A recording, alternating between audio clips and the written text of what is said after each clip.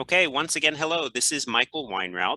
I'm a knowledge and learning specialist in the Bureau of Resilience and Food Security at USAID in Washington, D.C.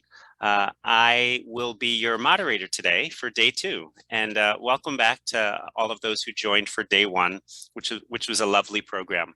So as you know, the title of our program is The Future of Lentil Systems in Nepal, Workshop and Expert Perspectives on Lentil Production Systems and Potential Opportunities. So again, welcome back for day 2, which is the second and final day of our program. Before I begin, I'd like to share a few bits of information that should be helpful for you, some of the housekeeping, and we'll move to the slide that has some of those guidelines and helpful information. So you can follow along with me on your screen if it's helpful. First of all, if you haven't already done so, it'd be helpful for you to introduce yourself in the chat. The chat, of course, is located by clicking the chat icon at the bottom of your Zoom window. And so share your name and your organization in the chat. The second thing is that you should see now the link to today's program also in the chat, which you're encouraged to follow along so that you also know what's coming next. The program will be recorded. It's currently being recorded now, and it will be available for you to access after the program has completed. We do welcome you to keep your camera on as much as you're comfortable.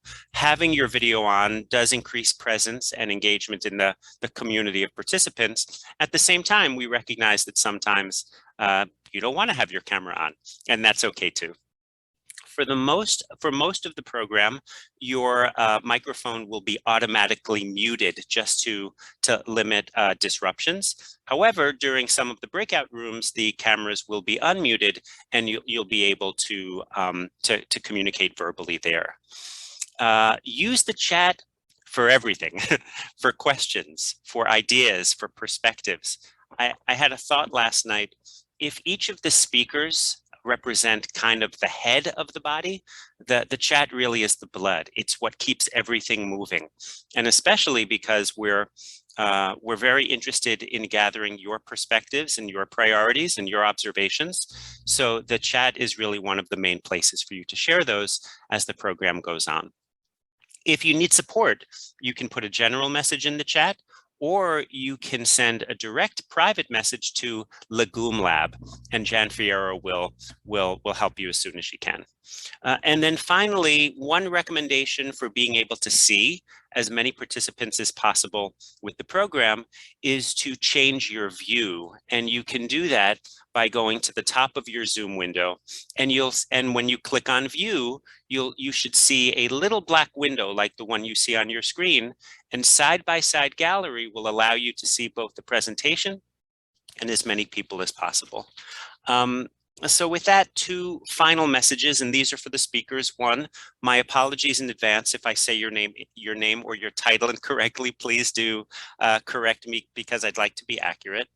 And finally, most of you have a 10-minute slot, although some slots may be a little bit shorter or a little bit longer. I'll try to remind you of that before you begin speaking. And I'll give you a 3-minute warning, just a brief interruption. And then when you come to the end of your scheduled time, I'll say, pardon the interruption, thank you very much. And you don't have to stop on that word, but I do encourage you to complete your presentation as soon as you can. So with that, I think those are all of the announcements that I have to share right now. So once again, welcome, namaste. We're very glad to have you here. So I'm particularly pleased to introduce our first speaker for opening remarks. Carol Jenkins is a colleague in the Center for Agriculture-Led Growth in the Bureau for Resilience and Food Security. She's the director, and she will share some opening remarks. Ms. Jenkins, over to you. Thank you, Michael. It's a great pleasure and honor to speak to my former colleagues in Nepal. I wish I could be there in person. I frequently look back on my role as office director in Nepal with such fondness and respect for the collective work done by the Ministry of Agriculture and Livestock Development, by the USAID implementing partners, private sector, and most of all, the USAID staff and those partners who made those efforts to advance agriculture-led economic growth. I want to acknowledge your willingness to work together to advance the growth in the agriculture sector in Nepal. I'm happy to see so many familiar faces here who are committed to advancing lentil productivity. What pleases me most is how we are creating strong partnerships between the agricultural program in the field, supported by the USAID mission, and the host government, the private sector, and the innovation labs. This is the ideal grouping, using global scientific advancements in lentils, having the government of Nepal leading the charge to bring it home, using the private sector and USAID implementing partners to assist in getting those improvements into the hands of farmers across the country. We have evidence that growth in the agriculture sector is up to 4 times more effective at reducing extreme poverty than growth in other sectors. This is especially true in lower income countries. This is done not only by increasing farmer productivity, which increases farmer income, but also by making food more affordable and accessible to the poor. USAID's objective, and the objective of so many of you on this call, is the same: sustainable poverty reduction, improved resilience of communities and systems, and reduction of malnutrition. Lentils and legumes can play an important role in this space. I want to take this opportunity to make you aware of an important dialogue which is taking place in Washington right now. USAID is investing in agriculture-based research, has invested in agriculture-based research for decades. It helped champion the Green Revolution, which resulted in a doubling of stable crop yields. However, a significant challenge still remains. How do we get the improvements from the universities, the CGIAR, and the local research stations into the hands of farmers at scale? USAID acknowledges that commercialization and scaling of appropriate technologies resulting from agriculture research investments cannot be done without both public and private investment and risk. There's no single pathway, and it's important that the partners in this room work together to realize success within the legume sector. So what are we doing to address this ongoing challenge? In Washington, the Center for Agriculture-Led Growth has discussed intentionality and prioritized the commercialization and scaling of innovation and technologies that will have a positive impact on increased farmer productivity. We've put financial and staff resources behind this effort, and we're looking at ways that we can support missions to create greater linkages between innovation labs, global research partners, mission programs, and our local development partners. We're rolling out scaling efforts that mirror the approach used by the private sector for new product development and commercialization of new technologies. This is referred to as the product life cycle, and it's a stage gate approach where technology needs to pass a series of gated steps to advance and ultimately reach the hands of farmers. Facilitating technology adoption requires a good fit between product and market and coordination between many actors. The product lifecycle is an end-to-end management tool that advances products based on needs and demands of downstream actors who must be engaged throughout the process as the product advances through each stage. These stages include creation of product profiles that respond to a need, rapid trials and validation, and then selection, commercialization, and finally growth and scaling. Through the work of the Center for Agriculture-Led Growth, we would like to support missions and innovation labs and sustainable agriculture intensification through improved yields and technology adoption. We feel that this is one of the best ways to increase agriculture productivity and respond to the impact of climate change on agriculture. We feel that by using the product life cycle, we can realize these objectives more quickly and more effectively. The partnership demonstrated in this meeting gives me hope that our efforts in Washington will support missions and their implementing partners, private sector, and host governments to get new lentil varieties and planting techniques into the hands of our smallholder farmers at scale. From this effort, we can see an increase in productivity and incomes that result in poverty reduction, improved community resilience, and nutrition outcomes. Again, it's an honor and a real pleasure to be with you today. Thank you so much. Thank you so much, and it's a pleasure to have a colleague from the Center for Ag-Led Growth with us today. Thank you. The next speaker will be Dr. Barry Pittendry, and he is the director of the Feed the Future Innovation Lab for Legume Systems Research, and he'll share some brief remarks. Dr. Pittendry. So first and foremost, thank you, Carol, for those opening remarks. They're highly appreciated. To all our distinguished guests, speakers, and participants, and on behalf of the Feed the Future Legume System Innovation Lab, I welcome you back to the second day of our workshop examining the lentil sector in Nepal. Yesterday was filled with such incredible dialogue as we explored lentil agronomy, climate, pests, IPM, and breeding and genetics. As I welcome you back today, I'm excited to continue this conversation as we discuss seed systems, markets and trade, nutrition and gender. All these dynamic conversations will lead us, and I want to emphasize us, to identify actionable solutions for future lentil production and systems in Nepal. And as I mentioned yesterday, the collective us is every one of you in this workshop. Throughout our time together today, as you did yesterday, please continue to type your comments and questions in the chat so that we can capture all of your expert insights. In just a few minutes, you will hear from my colleague, Dr. John Medendorp, who will expand a bit more on just how important your voice is and how we can intend to amplify it beyond just our conversation today. Thank you very much. Back to you, Michael. Great. Thank you so much, Barry. And our next and our final opening remarks before we turn the floor over to individual speakers will be Dr. Ram Bahadar KC, who is the Director of Crops and Horticulture Research at NARC. Dr. KC. Namaste, you all. Are you listening me? Yes, we can hear you just fine. Oh, thank you, Michael. Thank you. Dear resource person, expert, speaker, host, and all the stakeholders, as the Director of Crops and Horticulture Research, I would like to welcome you all in this second day session. And this is very important workshop organized by Legume System Innovation Lab, USAID, Michigan State University, CIMMYT, and NARC. As you know, agriculture is the backbone of Nepalese economy.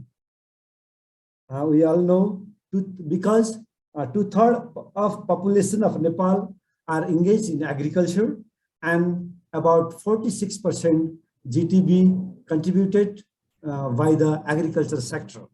So in this regards, lentil is one of the highly valued grain legume crops in Nepal, and its share 62% in area and 65% in production in terms of legume crops grown. In Nepal, during the winter season, this is in the winter season running in Nepal, lentil and horse gram are the most preferred legumes, and they are believed to have a body warmer properties.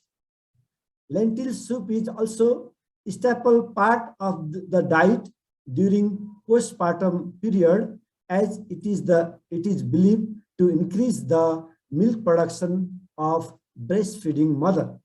This crop is recognized among 12 goods with high export potential and big demand in the international market because of grown almost organically and small seeded lentils for its taste and higher nutrition like high in zinc, iron, and protein.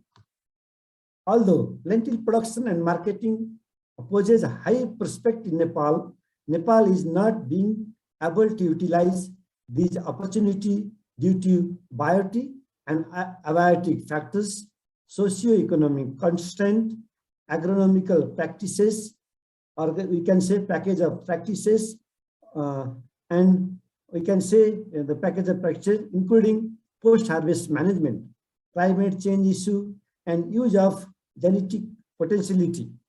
The technology adoption process is also very slow in Nepal, in Nepalese farmer. Nepal Agriculture Research Council, since its establishment, has given a priority to lentil research and development.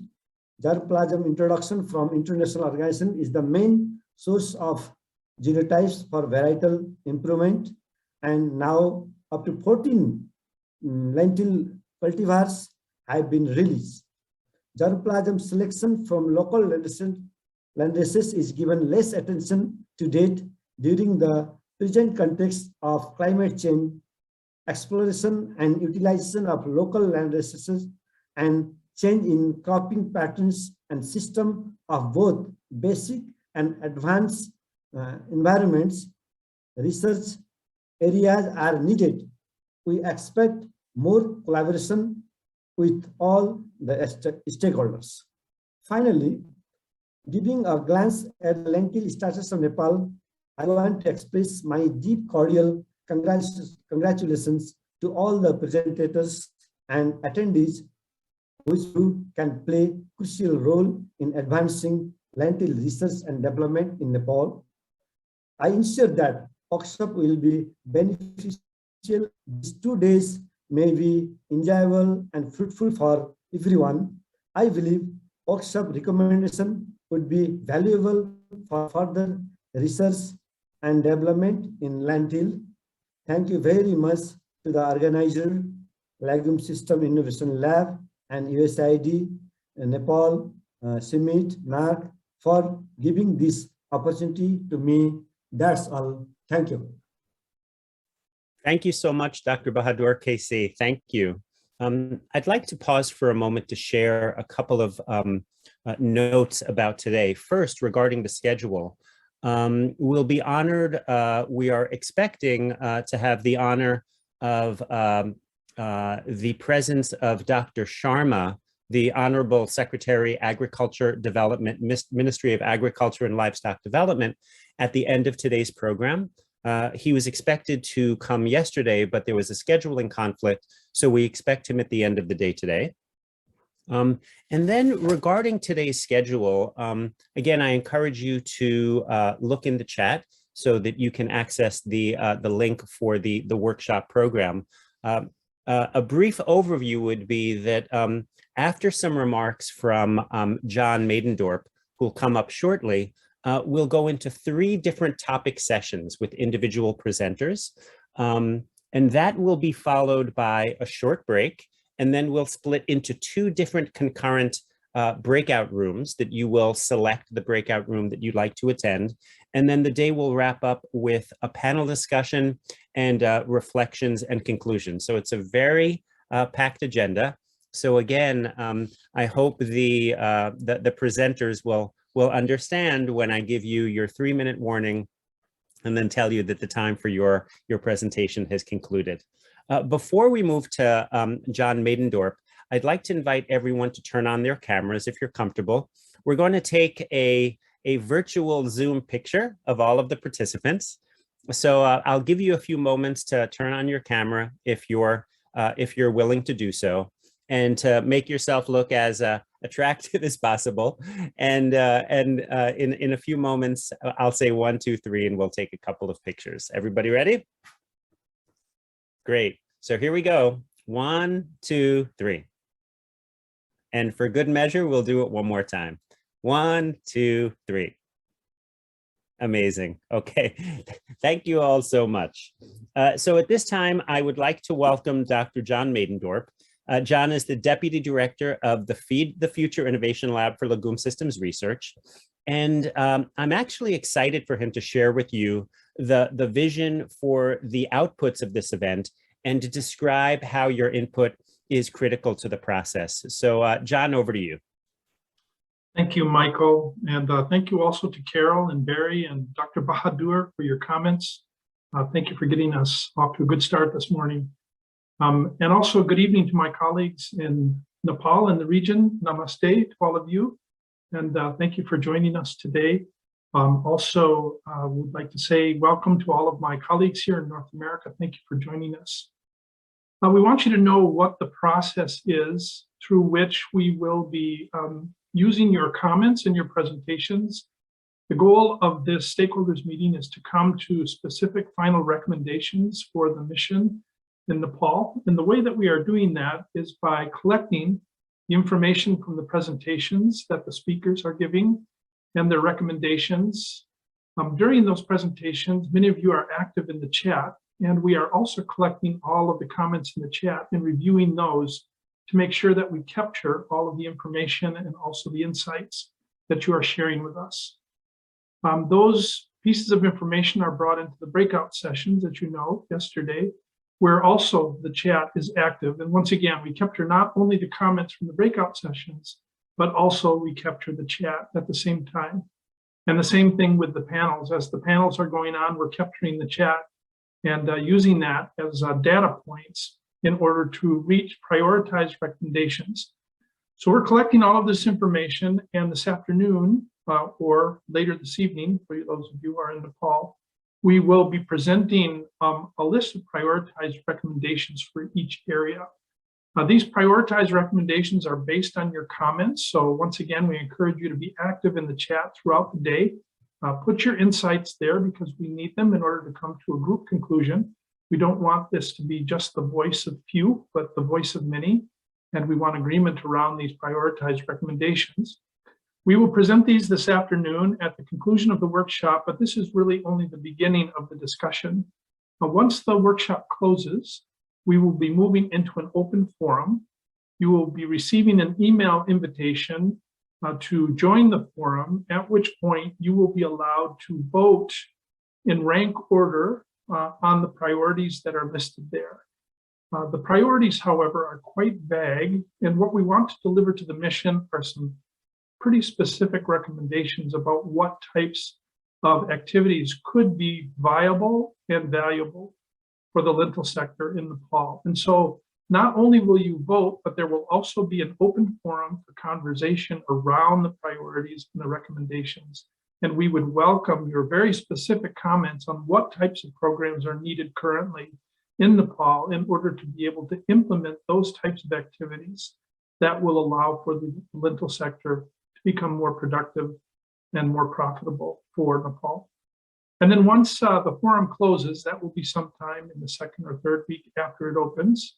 Once the forum closes, then we will make some final recommendations and we will deliver those to the mission on your behalf.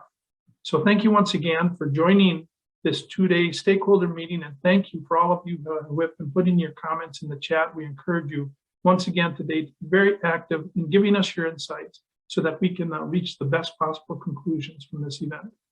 And thank you, and back to you, Michael. John, thank you so much. As we keep this this visual up on the screen for a moment, I just want to comment as a knowledge and learning specialist, I've never met a flow chart that I didn't like, and this visual, I think, is so helpful for us to understand that what's happening today is not just a one-time event, but is actually part of a very deliberate process of building alignment and building practical recommendations. So thank you so much. Now in our program, we're going to turn to the first topic of the day, which is seed systems and extension service for productivity. And our first speaker is Dr. Abdurrahman Bashir. And Dr. Bashir, you are the first one, and you've got your full 10 minutes. So again, you'll hear me when you've got about 3 minutes left, and also at the conclusion of 10 minutes. So Dr. Bashir, over to you. Thank you, Mike. Thank you so much. Let me know if I am audible enough. You sound great, loud and clear. Thank you so much. Okay, thank you so much. It is a great honor to share our experiences here. I would like to say Mr. Carol Jenkins, director, my former colleague, our mentor, Barry, and also Dr. Casey. Thank you so much for honoring and for this meeting. So I will go quickly. I am Abdu, leading the seed system component for the Nepal Seed and Fertilizer Project. The project is one of USAID's With the Future initiatives supported by USAID Nepal Mission. We are working on 26 districts and including 5 earthquake affected districts, and working with diverse public, private, and civil society. The project is well aligned with Government of Nepal Agricultural Development Strategy and Nepal Seed Vision. The overarching goal of this project is to build competitive, synergistic, and also inclusive, sustainable seed system to enhance growth in productivity and income generation in Nepal. Our seed systems work encompass 6 crops, 6 value chain crops of USAID mission. These are rice, lentil, maize, of course, high value vegetable. So our approach is how to increase availability, accessibility of good quality seeds, and establish the capacity of partners in product development, evaluation, distribution through public-private partnership, and also support the local seed systems through capacity, coordination, collaboration among stakeholders, also business capacity and financial access. Just for those of you, seed systems in brief, I mean, use of simply good quality seed can simply increase up to 20% of yield gain. So it is all about ensuring the right product at the right place in the right time. And seed systems are like, it encompasses production, trade preference, and also other market intelligence, accompanying services like extension, advisory, machinery. It links both input and output markets in what we call in a push-pull approach. And it's a very, very important component to enhance a more inclusive and resilient agri-food system. Seed is not grain, it is governed by policies and regulations. So these are the major basic components of a functional seed system. So it is not a simple one-way traffic, it is a very complex and context-specific. Very, very important to underline that. Okay, I will not go much. I think since yesterday, we have been hearing about this. Among the pulses, lentil accounts about 63% of the area and 67% of the production in Nepal. In Nepal, almost out of the 72 districts can still grow lentil, but out of that, 22 of them contributes about 96% of Nepal's lentil area, and 9 are the top districts lentil producers, the 9th one. They have more than 10,000 hectares. Yes, still the seed system in Nepal is governed by or predominantly informal. Nearly 95% of farmers either recycle seed or use their own seed. That means we have low SRR, seed replacement rate. Official figures are around 5%. But I mean, the potential seed size, seed market is 6,000 to 8,000 metric ton. We require to cover the current lentil area, but we have currently pretty much less than 300 metric tons. There is a huge gap. And similarly, varietal turnover is low. The average age of a lentil variety in Nepal is about 20 years. You can see varieties currently in market as old as 42 years. And of course, the average one is like 20 years. But varietal turnover is still very low. We have 3 varieties recently released since 2017-18. One of these, Kajuramo 3, biofortified lentil. In Nepal, we have 2 types of seed certification system and quality monitoring system. Just for you, you start the seed cycle from breeder seed and you go all the way foundation certified seed. If you are going to certify your seed, that will be by external seed certifiers or inspectors. And you can have a truthful label seed where you can get a breeder seed, then multiply to source a seed, label seed, and improve the seed. But in lentil, we are not yet to maintain this seed cycle. What are in fact major interventions? So introduction, evaluation, and release of germplasms tolerant to biotic and abiotic stress. That is our focus area. We work with partners and support. Fast track seed production and marketing, and promote productivity, lentil productivity enhancement practices, what we call BMPs, and we engage with value chain actors across the value chain, and capacity building is one of focus area. So in 2018-19, we were able to introduce 11 commercial varieties which are released or under commercial production in Ethiopia through ICARDA, and we just tested them for extra moisture stress tolerance. The picture you see is taken by National Grain Legumes Program. It was a very pretty good picture, good field in February 2020. Nice field. After a month, it was just destroyed by heavy rain. This is the scenario of lentil in Nepal. You can have a good, attractive picture, but after a while, winter rain, cold seasons, you have nothing to harvest eventually. This is where variety preference is important. So luckily, some of these introduced materials, as per the reports from National Grain Legume Program, at least 4 of them were naturally screened to be tolerant to extra moisture, water logging tolerant. So these are a good thing after getting these materials from Ethiopian highlands. These are a good germplasm, either for direct release or as a breeding stock or a breeding material to develop a different product profile. Currently, National Grain Legumes Program is working, characterizing seed increase, and they are under multi-location testing.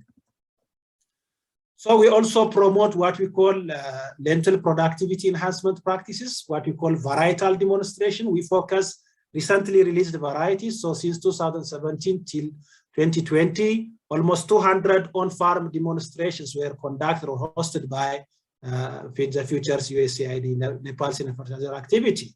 154 of varietal, that means new varieties to demonstrate to the farmers, and another 46 one like seed production demonstration. You can see the varieties listed here. Just to give you some of the highlight, by applying best management practices, we can still attain over 140% yield gain, maintaining variety as similar. This is one of the examples. A variety is released earlier, it's similar variety in 8 locations. You can see management differences, yield differences across different locations. So still yield gap can be bridged through agronomic intervention as well. This is how we are also comparing from... I'm sorry, Dr. Bashir, I just want to tell you you've got 3 more minutes left. Thank you. Okay, thank you, Mike.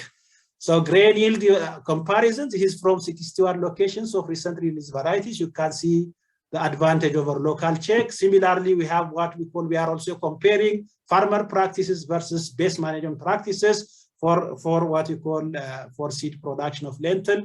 Still, best management practices are by far better high yielder. We are also engaging different stakeholders to come during harvesting season to see how they are performing, not only in the flowering, but this is what we call field day during harvesting season from one of our seed company partners. We also engage wider engagement.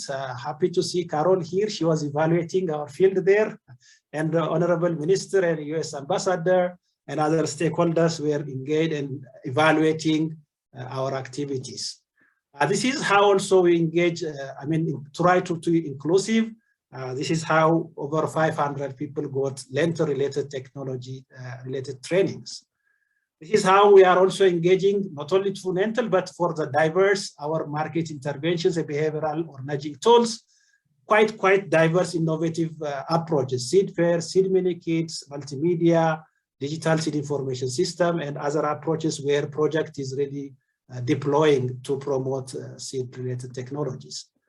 And since 2017 and 18, we were able to produce about 60 metric ton. That translates to cover almost more than 2,000 hectares, resulting about 2,400 metric ton grain, resulting 2.5 million USD gross value sales, benefiting over 40,000 beneficiaries. We have challenges I will not go through. There will be a breakout session. Still, we have a varietal turnover, low varietal turnover, seed replacement rate. Disease is one of the challenge, stem phylum, wilt, and also climate change, and also absence of mechanized lentil farming. And we need to have product profiles, and like Carol mentions, like based on product profiles and market segmentation concept in lentil varietal development. But still, lentil is a profitable commodity for farmers. Farmers are happy to grow maize, but the challenge is we have very volatile lentil grain market, very unpredictable. That really affects the whole value chain, partly because of the open border as well. We need to think to have an integrated seed system approach where you can have researchers, farmers, cooperative, millers, consumers, all the value chain actors. And also we need to think seed hub, lentil seed production hub, like the project is promoting maize seed production hub, and we need to promote that type, but we need a collaboration from government of Nepal, like as a rolled out project, like Prime Minister Agricultural Modernization Program, the role of the involvement of AKCs and others. Very, very important capacity building for NARC and other scientists in breeding, seed technology, very, very important. The last but not the least, this needs resources and funding. So please join the Seed Systems breakout group to deep dive on these issues. Please don't hesitate, feel free to join us. And thank you so much. A lot of stakeholders have their own share in our activity, ministry, provincial ministries, seed company partners who are already in this call, farmers, my team, both fertilizer and seed team, and also the last but not the least, USAID and US taxpayers for their trust on us to judicially use the money for really implementing this activity. Thank you so much, and over to you, Mike. Great, Dr. Bashir, thank you so much. Our watches must be aligned because just as my alarm went off, you said your thank yous. That was wonderful. The second speaker on this topic will be Mr. Harish Devkota from Kisan 2 Winrock. And so Mr. Devkota will speak on enhancing lentil farmers and millers' business linkages in Nepal, their experiences from USAID's Kisan project. So Mr. Devkota, over to you. Thank you, Mike. Thank you. Namaste and welcome you all in this presentation. So I will be presenting some of the private sector experience on the lentils production and the marketing by Kisan 2. Next slide, please. Yes, Kisan 2 is a Feed the Future project. So working with the private sector approach, more than 150 grantee partners are engaged in production of major rice, maize, lentil, vegetable, and the goat. So this is a 5-year project, and we are at the 5th year of this project now, and we are working with more than 233,000 households. But this will be reduced down to only 33,000 because as we are only working with 200,000 farmers this last year. Next slide, please. So my colleagues have already presented the importance of the lentil. So we have been hearing this. So, but still, I will briefly go about this. Why the Kisan 2 have chosen the lentil in its value chain? So this is the importance part of the Nepali diet. So rich in the protein, and also the this is the important component of the Nepalese farming system. So lentil production is generally confined to the south plain of Nepal and accounts 63% of the total pulses cultivation area. So soil fertility improvement is another big benefit of growing the lentil. So Nepal shares 60% and the 65% in the production of the total legume. So that's why this crop is important. Next slide, please. So Kisan 2 private sector business model. So once the Kisan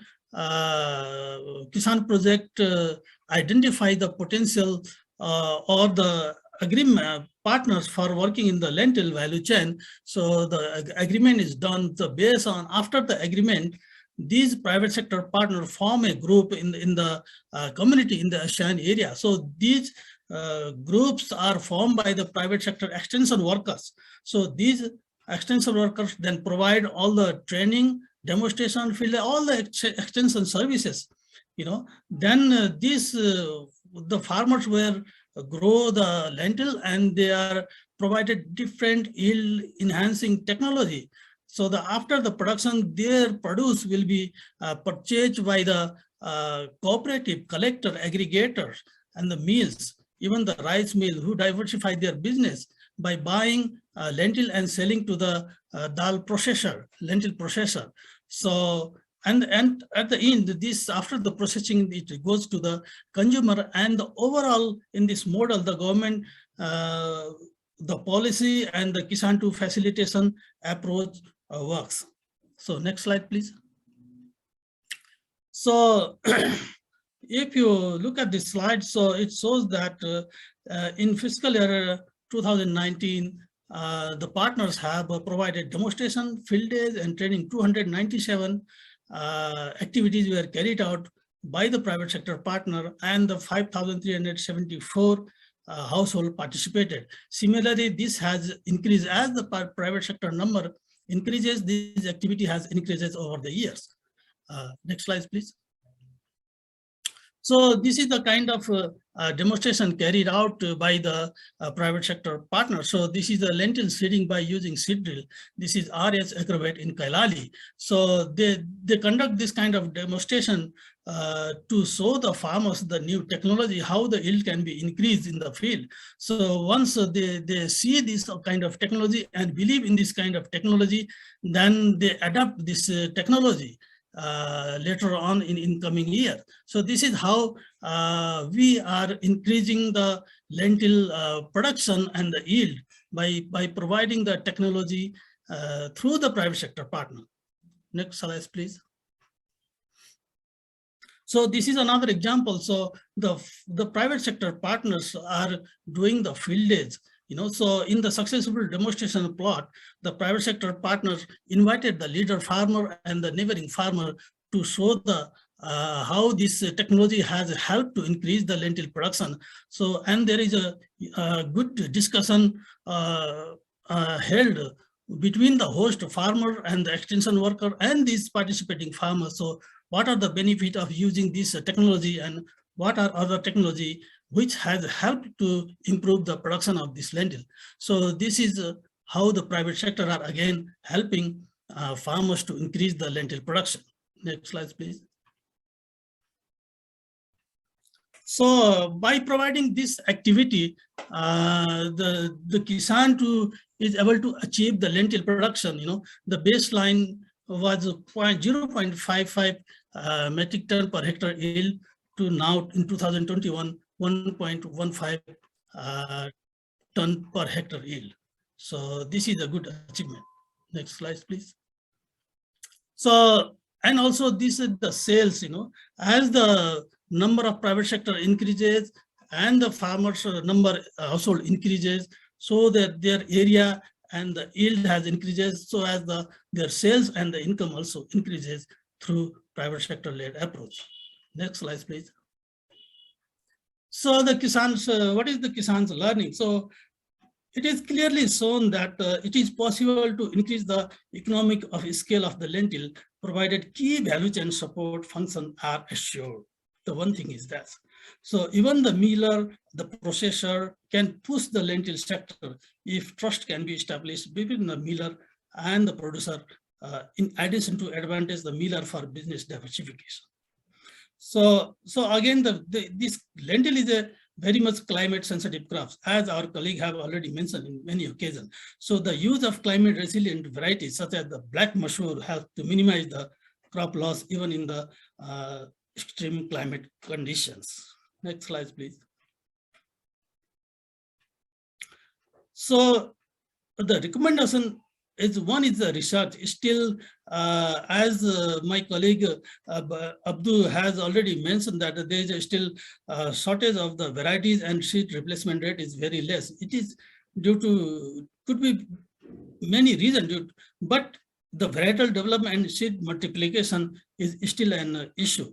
So, and the next is the production.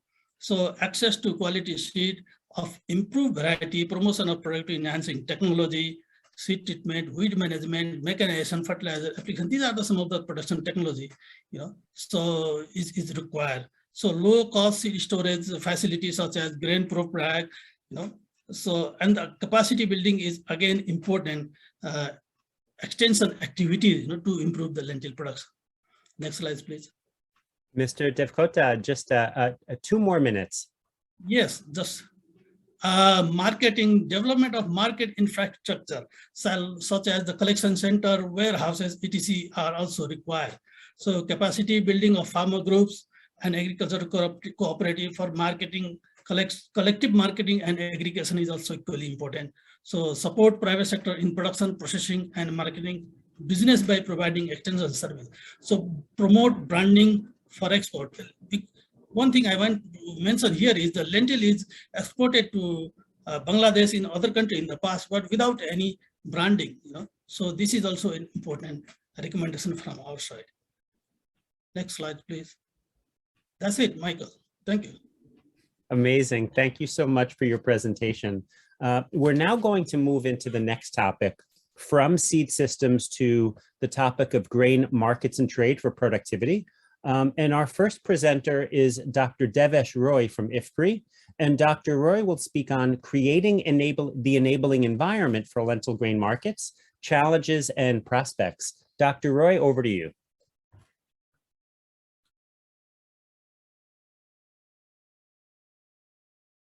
Hi, is Dr. Roy here? No, I'm on mute, so now I'm unmuted, yeah. Okay, great. We can see and hear you just fine. So thank you. This is a great opportunity to speak on this. I just need to share my slides. So yeah, no, thanks for this opportunity. This was a concurrence of two. I started my IFPRI career, that it seems like maybe light years ago, but from Nepal, working on Nepal. I worked a lot in Nepal too, in different projects in IFPRI.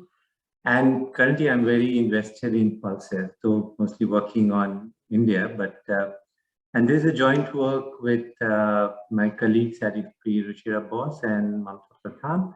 So I just want to just give it a little background, and I'm sure that it's I'm not kind of making an error in terms of I'm just drawing a lot of knowledge or reasoning from what are the systems in kind of food systems in South Asia.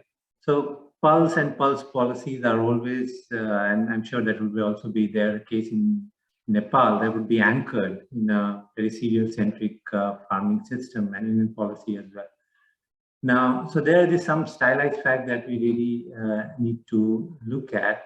So I don't know the exact reality in Nepal, though I worked a lot there, but like in India or in other countries in South Asia, there's very little political appetite for relative food price increases. And I'm not using the word food inflation because inflation is an overall increase in price level.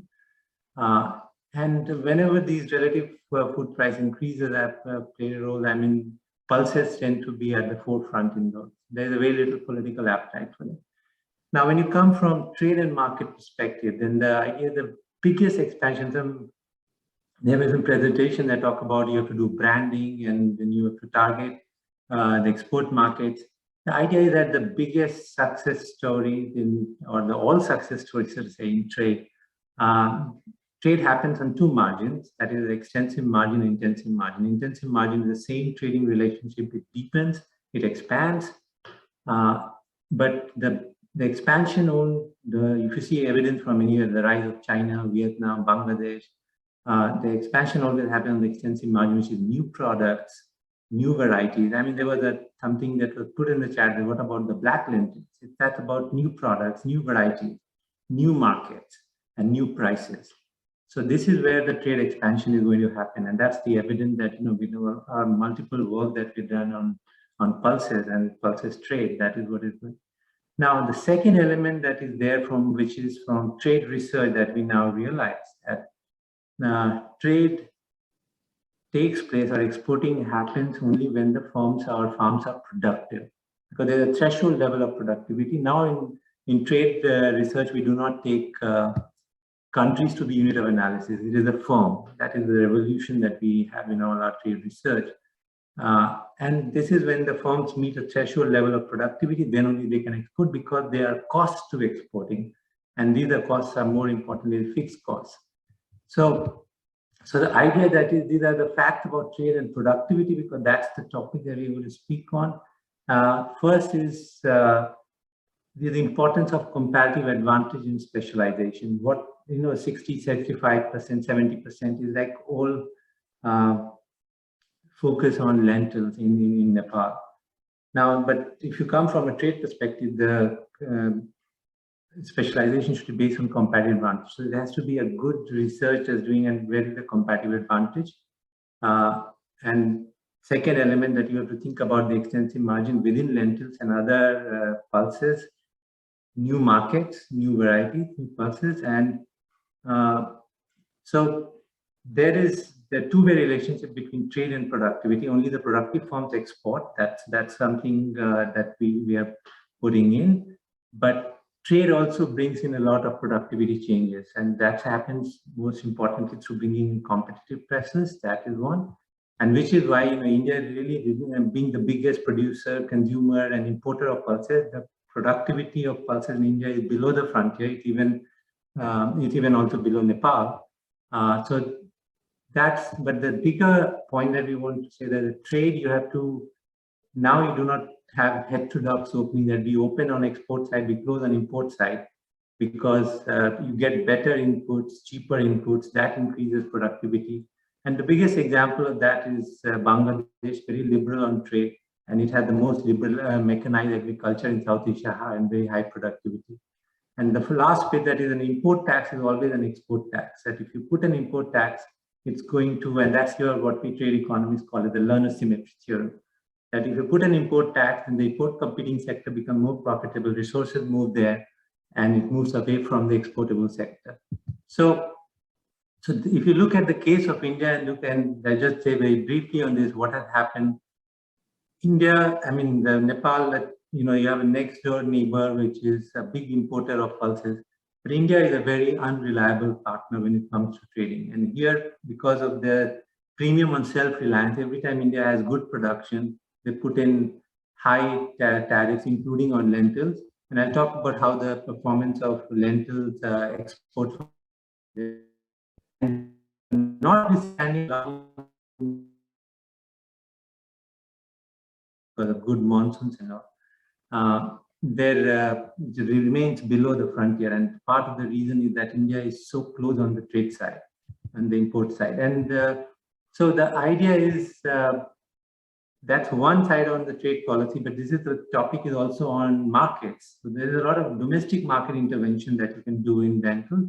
India does a heavy dose of that, and the big system is there of minimum support prices, which has also implications for what can be traded from Nepal and other countries. And the support prices is that, they announced in advance, so it's like a gilt-edged product, but unless it is buffered with procurement. So whenever even the Nepal government is going to intervene in the market with some support prices, you've got to see that whether it is done with procurement or without procurement. Without procurement is only going to help the traders, because it becomes the reference price around which the collusion takes place, and that's the price at which the transaction takes place. And you say price realization of farmers is low. So then the only direction that political economy-wise that is going to go, and we're taking the example of India, it will happen also in another country, that is only one direction that it knows is north, right? And in real terms, and these are the prices that we are looking at. So any kind of arrangement that India has offered to countries like with Myanmar or to Mozambique, it has said that MSP and 10% below MSP, and that is the reason, because political economy-wise it is not possible. Okay, so now we're looking at export destination. This is Michael. Pardon the interruption. I just want to let you know you've got 2 more minutes left. Okay, sure. So this is what. Now this is when we are, you're looking India's market as a big export market for Nepal.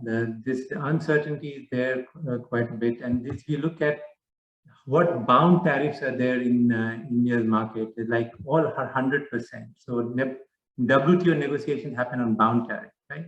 And the bound tariffs, that means there's a lot of leverage. That we said tariffs moving from 5% to 30% to 60% at mere drop of a hat, which is more like a drop of rain, which is good in Nepal's case. And this is the way, if you look at Nepal's, it gets 4 to 6%, and it's so variable share in the Indian market.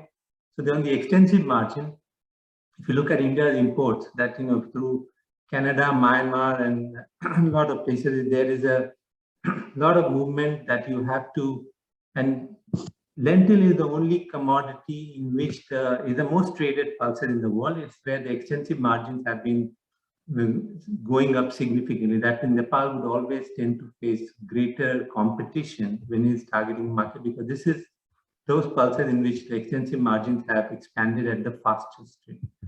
And this is across pulses. If you want to see, that is how I was saying it in the lentils.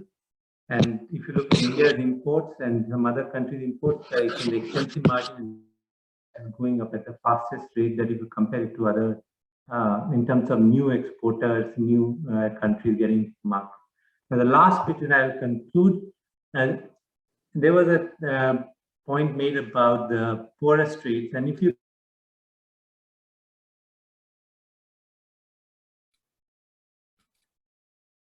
look at Nepal, so we have basically got in the export market some price segmentation for Nepal. It's through the poorest trade. There's a lot of low price realization, and then some high price realizations in market from the formal trade, which is if you look at the FOB plots here.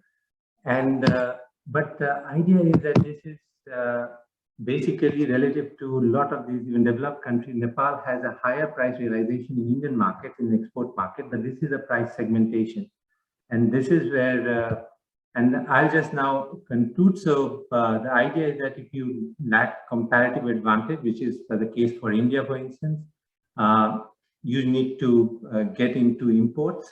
And in Nepal's trade has to expand on the extensive margin. It's really concentrated on one product, one variety, one prices. I mean, except in India market, I said there is two segmentation that we go to. So the last bit is that you also have to look at the trading partners where you can have a stable trading arrangement, which that is also another part of the extensive margin creation. And the last bit that we say, heterodox opening is going to be counterproductive. You try to open on import as well as on exports, then only you can realize the greatest range of productivity. Thank you. Dr. Roy, thank you so much for your presentation. And you can all see from the rich participation in the chat that there are a lot of ideas and observations about the presentations. We'll continue with the topic of grain markets and trade for productivity. And our next speaker will be Dr. Kiran Sharma. Dr. Sharma is from ICRISAT, and Dr. Sharma will speak on what it takes to have a sustainable and profitable lentil business model. Dr. Sharma, over to you. Thanks, Michael. I hope you can see my slides now. We can see and hear you well. Okay, thank you very much. So thanks a lot, everyone. Good day and namaste. Thanks to the Legume Systems Innovation Lab for this opportunity, and also USAID. It's an honor to be present here and listen to some excellent talks and interact with the speakers. So what I'm going to do here is maybe talk about a little bit about what it takes to have a sustainable and profitable lentil business model.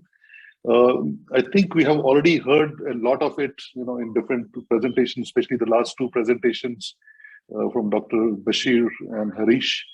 But I'm trying to consolidate here and try to bring in harness the market opportunities for sustainable development, have a model so that some of these components can be brought together in a sustainable manner. Just to set the stage, I think we have already heard about this. Agriculture remains a complex system, which is unpredictable and risky. Small and marginal land holdings, people working with small lands. Very important, I think, low level of mechanization, value addition, and processing that happens, and also lack of market insights. I think we just heard from the previous speaker about it. And of course, all this is in the context of the climate crisis, which brings in other crises like biodiversity, desertification, food, and of course, socioeconomics. So agriculture R&D will be crucial for all these to address these challenges, to the pressure systems. Lentil value chain, there are a lot of challenges we have been hearing since yesterday. I will not go into details, but there are opportunities I would like to highlight. This crop, lentil, otherwise grown on rain-fed agriculture, but it's a much easy crop to grow. There's a scope for reducing poverty and hence improving farmers' incomes, farm productivity, and of course, a nutritionally secure crop. It won't be wrong to say that it's more of a gender crop, which the females can do. There's always a national priority on exports and of course regenerative agriculture and how to enhance the domestic consumption as well. So if you look at this enabling sustainable and profitable lentil business, there are various actors involved in this. We already heard a lot about them. I'm looking at some sort of a hub here, which is agri-business and innovation, which interacts basically with the national program, farmers, national agriculture education and training organizations, extension and business development services, the role of input suppliers. Someone was mentioning that once you have a farmer producer organization, they have a much better bargaining power with the input suppliers. We also heard a little bit about the producer organizations, self-help groups or farmer producer organization, and many other like agro-processors, consumers, and of course the NGOs who play a very important role here. So this is a sustainable sort of a model which hopefully should provide profitability to lentil business. We already seen the main aggregation, storage and processing, especially low-cost storage facilities, capacity building of extension workers, collective marketing, product development. So all these ideas were presented by different speakers, especially the last two. So what it provides the opportunity is to have a value chain hub, which is more like an incubator type of a facility, which actually works like hub and spoke model with various value chain actors in different districts or different farmer producer organization groups, so that there's a decentralized collection centers, seed production hubs, where farmers inform the farmers can be trained, which through proper quality control, so that it fetches a good return to those farmers who produce the seed. Skill building programs for farmers, supply chain for seeds, and other factors like providing inputs and outputs, better storage options. A mention was already made about fixed bags and such storage conditions, management of self-help groups, especially when you create self-help groups and farmer producer organization. I think they need a lot of training on operations. Like in India, I think there are 3,000 or 4,000 farmer producer organizations have been developed, but all are not successful. I think the successful ones are where there's a proper input, in terms of training to these farmer producer organization, their offices, their governing board, which is essentially the farmers again. And it can also have a primary processing equipment so that the farmers can realize better benefit. This model just provides various sections from inputs, produce to processing and to the markets, and various stakeholders who can be a part of it. I mentioned about farmer producer organizations, startup and small medium scale enterprises. These are the people who can bring in post-harvest management, value-added products, thereby resulting in job creation, income generation. So these are the startups, small-scale startups who can be trained and supported by the system, and eventually also leading to the nutrition of the community, so that there are healthy food products in terms of ready-to-eat or ready-to-cook type of food products. So this is a centralized model where various components of resilience can be brought in. And I've seen in India and the business incubator that we operate, it's a self-sustaining model which generates for itself in the long term. It basically connects. This is Michael. I just want to let you know, just over 2 more minutes left for the presentation. So we're looking at smallholders, how they get engaged in FPO model, bring in the value addition. And this way they get better returns for smallholders, informed decision-making, value-added products, especially ready-to-eat and ready-to-cook types of products for the local as well as export market, and address hunger and nutrition at rural cluster levels. These are how the FPOs, where FPOs are involved in the value chain, the outputs are much better. There is a better input. Fintech can be brought in, precision agriculture, digital tools, a better post-harvest management at the local level, and hence getting into the supply chain management from B2B and B2C type of systems through warehouse. These are some of the scope for AgTech startups in the value chain also, who can bring in various intervention points from pre-production to post-harvest to trade and market. I think we can discuss this a little bit more later on if there is an opportunity. But we need to bring in different components of the technology which can eventually help bring in sustainability to this type of a model. As I said, we already heard different components, small parts of these models being implemented, but I'm looking for more of a long-term system.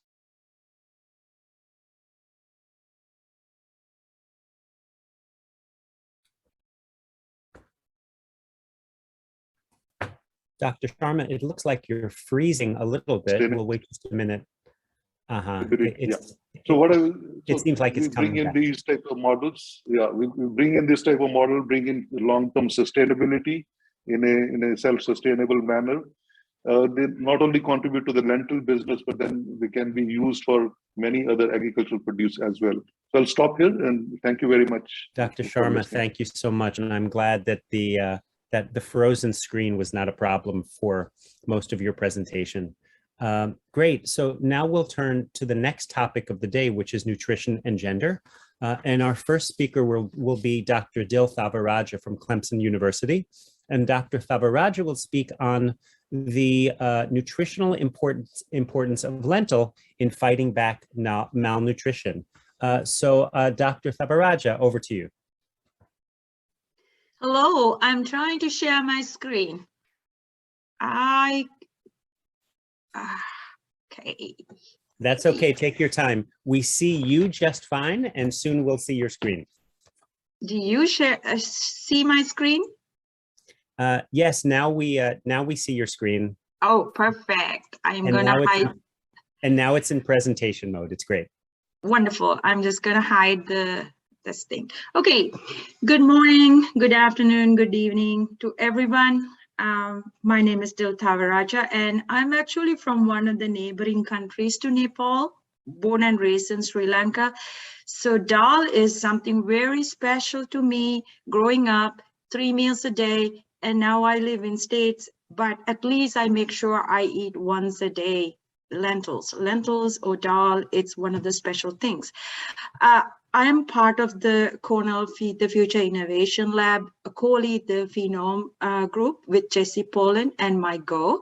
And I'm going to share some of the things that we can incorporate nutrition into your breeding program to talk about a little bit more about how we can incorporate nutritional traits into make a better lentils. And thank you, Carol, for setting up the tone to come up with the food system approach. So I will talk a little bit about nutritional status and how pulses and human health and examples of pulse biofortification, and then the final remarks. I wanted to talk about food system approach because I know most of you are plant breeders, and I know social workers and nutritionists and everybody joining in this presentation today.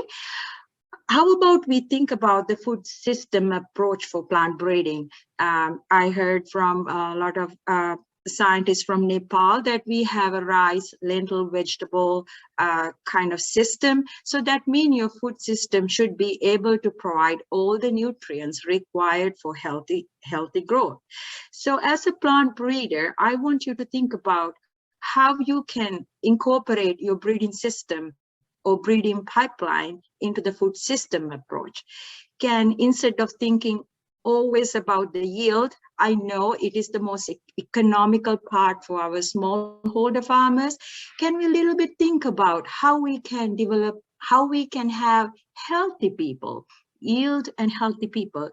I know plant breeding is a very hard job. It has so many things govern the outcome, environment, soil, human errors, a lot of things govern.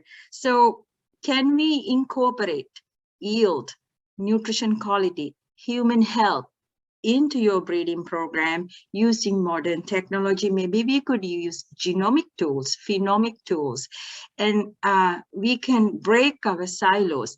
We can bring nutritionists into the table, talking with the room full of breeders and giving the ideas of how we can change the paradigm. Nepal plant breeders and the Nepal government has been doing such a wonderful job. If you look at the data from FAO stat from 2001 to 2019, I'm very, very impressed. If you see the data, actually the malnutrition was only 4.8% right now, which is high compared to the total number of people, but they have been doing such a wonderful job on developing their food system, how we can help for them to maintain this level. I know the COVID pandemic hit after 2019. Now these numbers can be changed, but how as a community of pulse breeders and the nutritionists, how we can help to keep this country to have most healthiest lentils.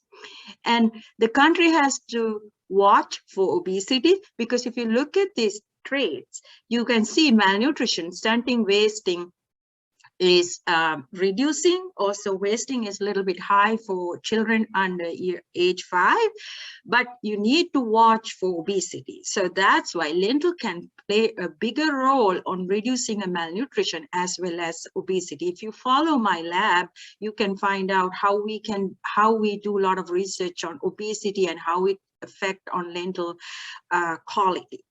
So pulses on a healthy diet. A healthy diet, how it's highlighted is it's low in sugar and the salt. So lentil is one of the most healthiest diet. You can see in this table, every human requires the 55 nutrients. It could be macroelements and microelements, oxygen, water, carbohydrate.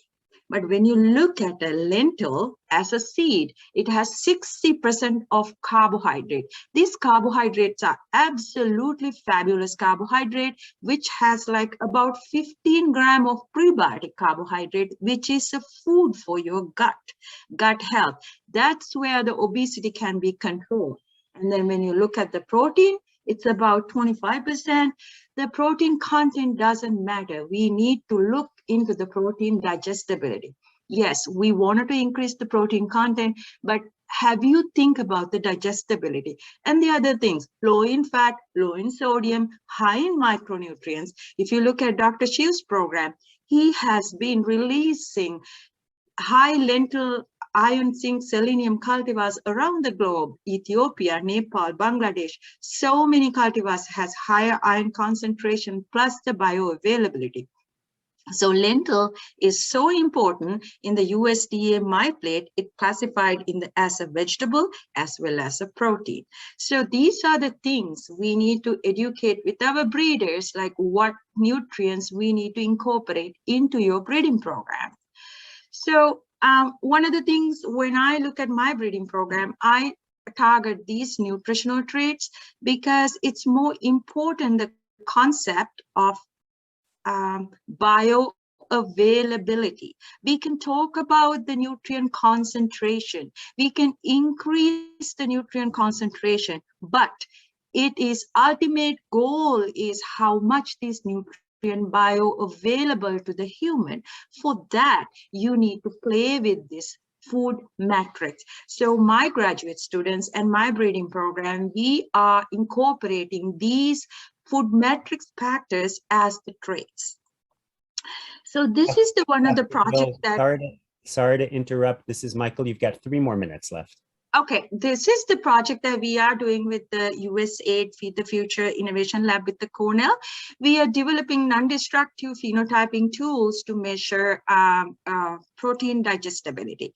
So what we have been doing in the previously, we digest the protein using the cocktail of enzymes, and then we get the free amino acid using HPLC, which take 2 days to get one sample, and it costs $200.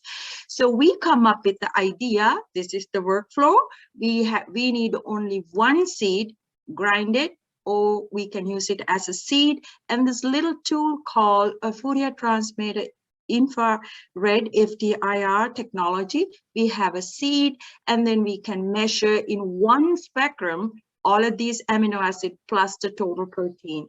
And what we did in our project, we validate this tool with our high-tech technology, HPLC, and validate the data, which help us to get the protein quality data, even in the F4 stage, or you need only one or two seeds, minimum one seed. So this will help breeders to increase or accelerate their breeding program or speed breeding.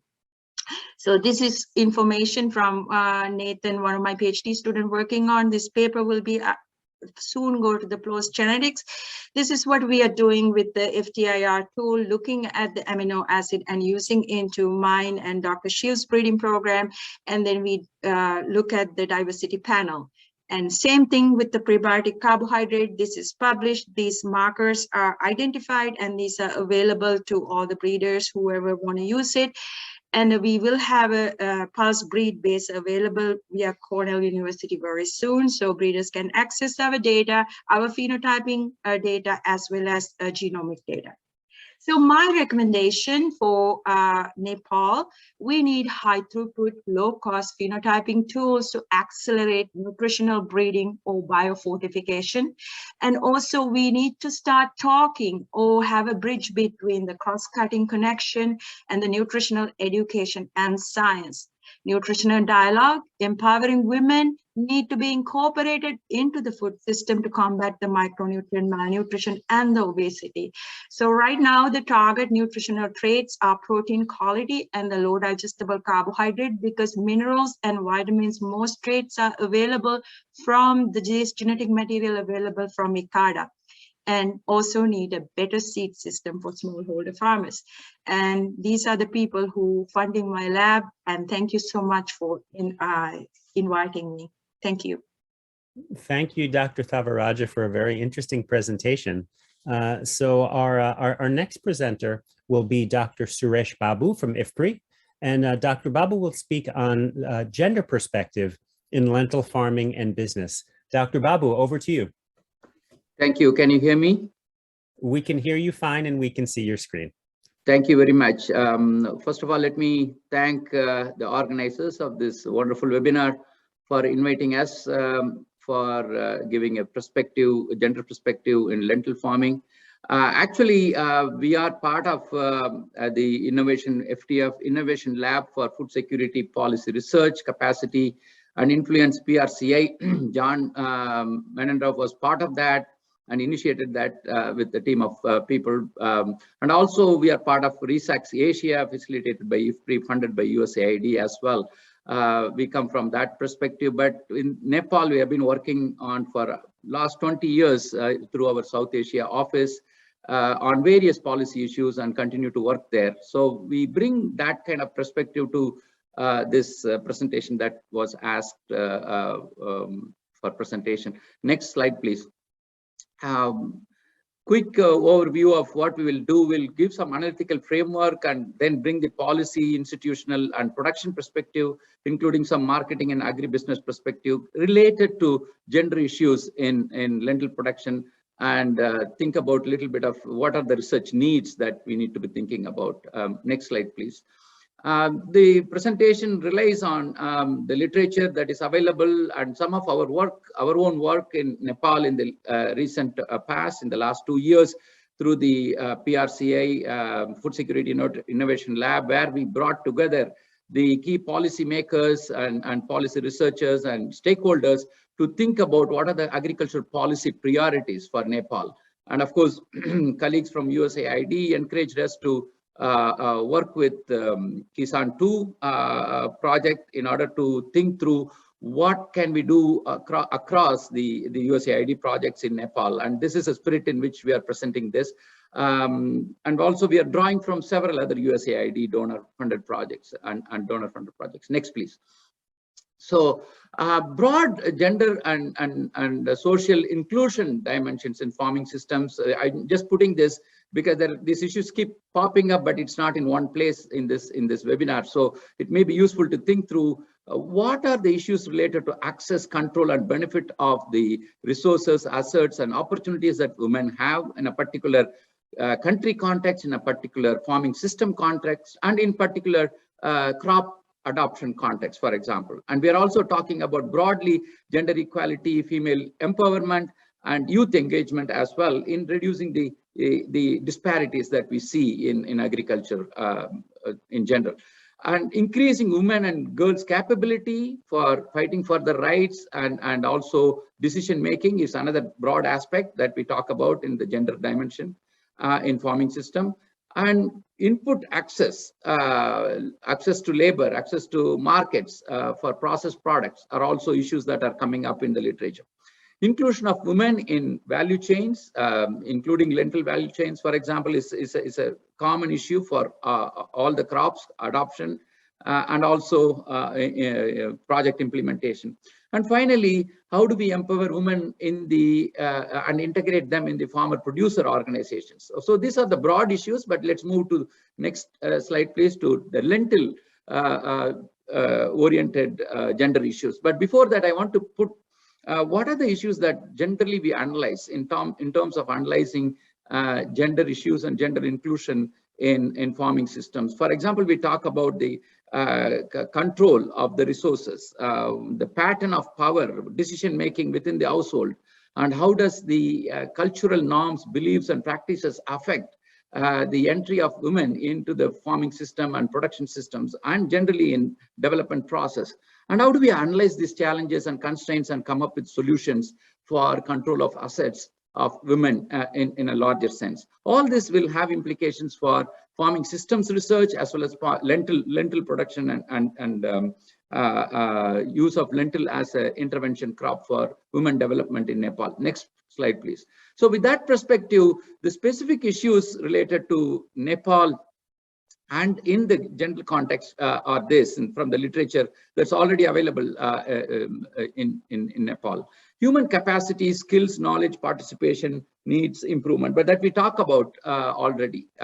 In many presenters talked about it, and we continue to talk about the equality in decision making and control of the benefits coming from production systems.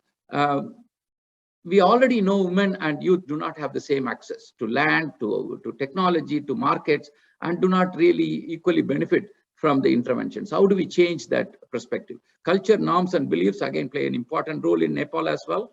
And how do we involve both men and women in the interventions that we have? Next slide, please. So going to the lentil farming system, these are the issues that we could identify in the context of Nepal. Role of lentil as in a farming system, how does that affect the gender issues? Dr. Kiran Sharma from ICSAT talks about lentil being a women's crop. Is it a women's crop? If so, what is the share of income that the women get from lentil production? And is lentil production for subsistence farming, commercial farming, or nutrition-oriented farming, as Dil Tavaraja talked about? And then what are the traits that we need to have in order to, depending on what is the orientation that we have, what are the traits in promoting lentil in the farming system? And what are the preferences of women in terms of marketing and commercial production, if they are going to be using it for commercial production? And related to that, what are the varieties that are easier for women to adapt? And what are the implications for policy, institutional, technological change? That's what we are going to be quickly raising some issues on that. Next slide, please. Dr. Babu, this is Michael. I just want to remind you, you've got just over 3 minutes left. Thank you.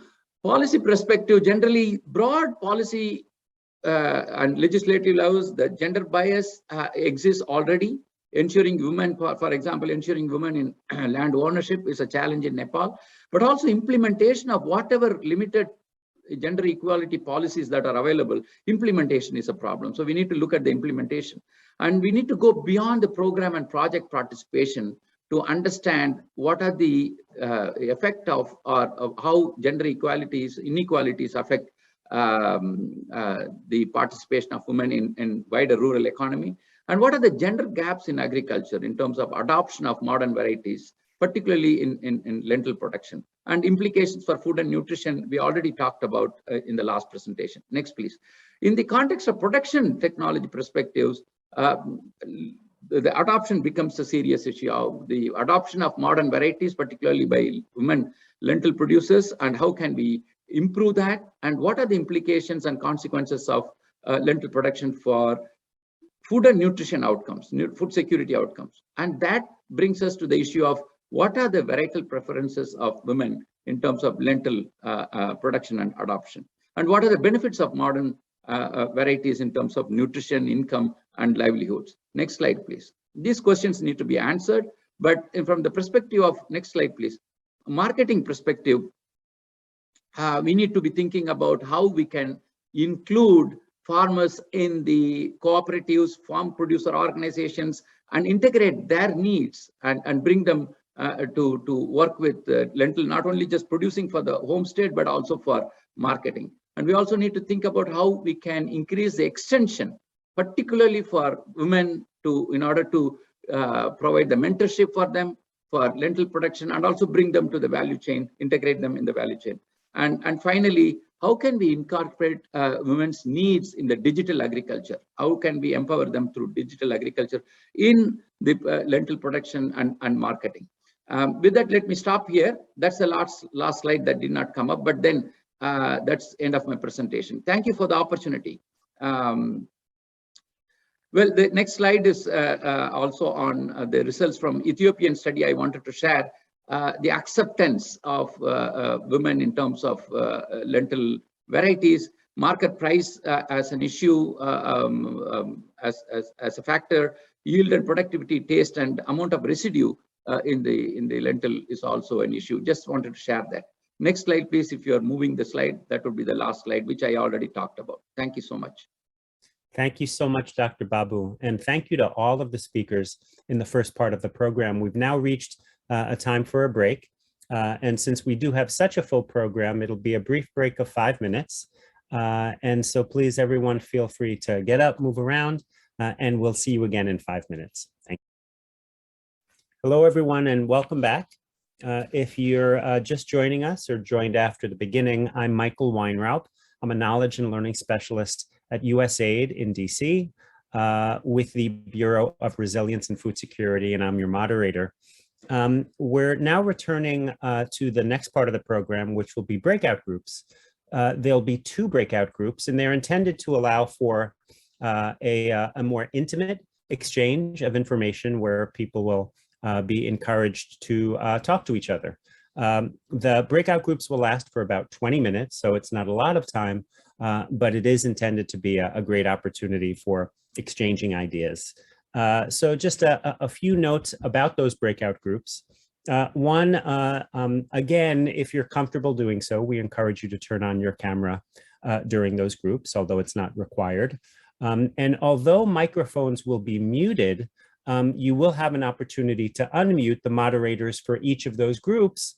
We'll call on you or ask you to use the raise your hand feature so that they can actually call on you.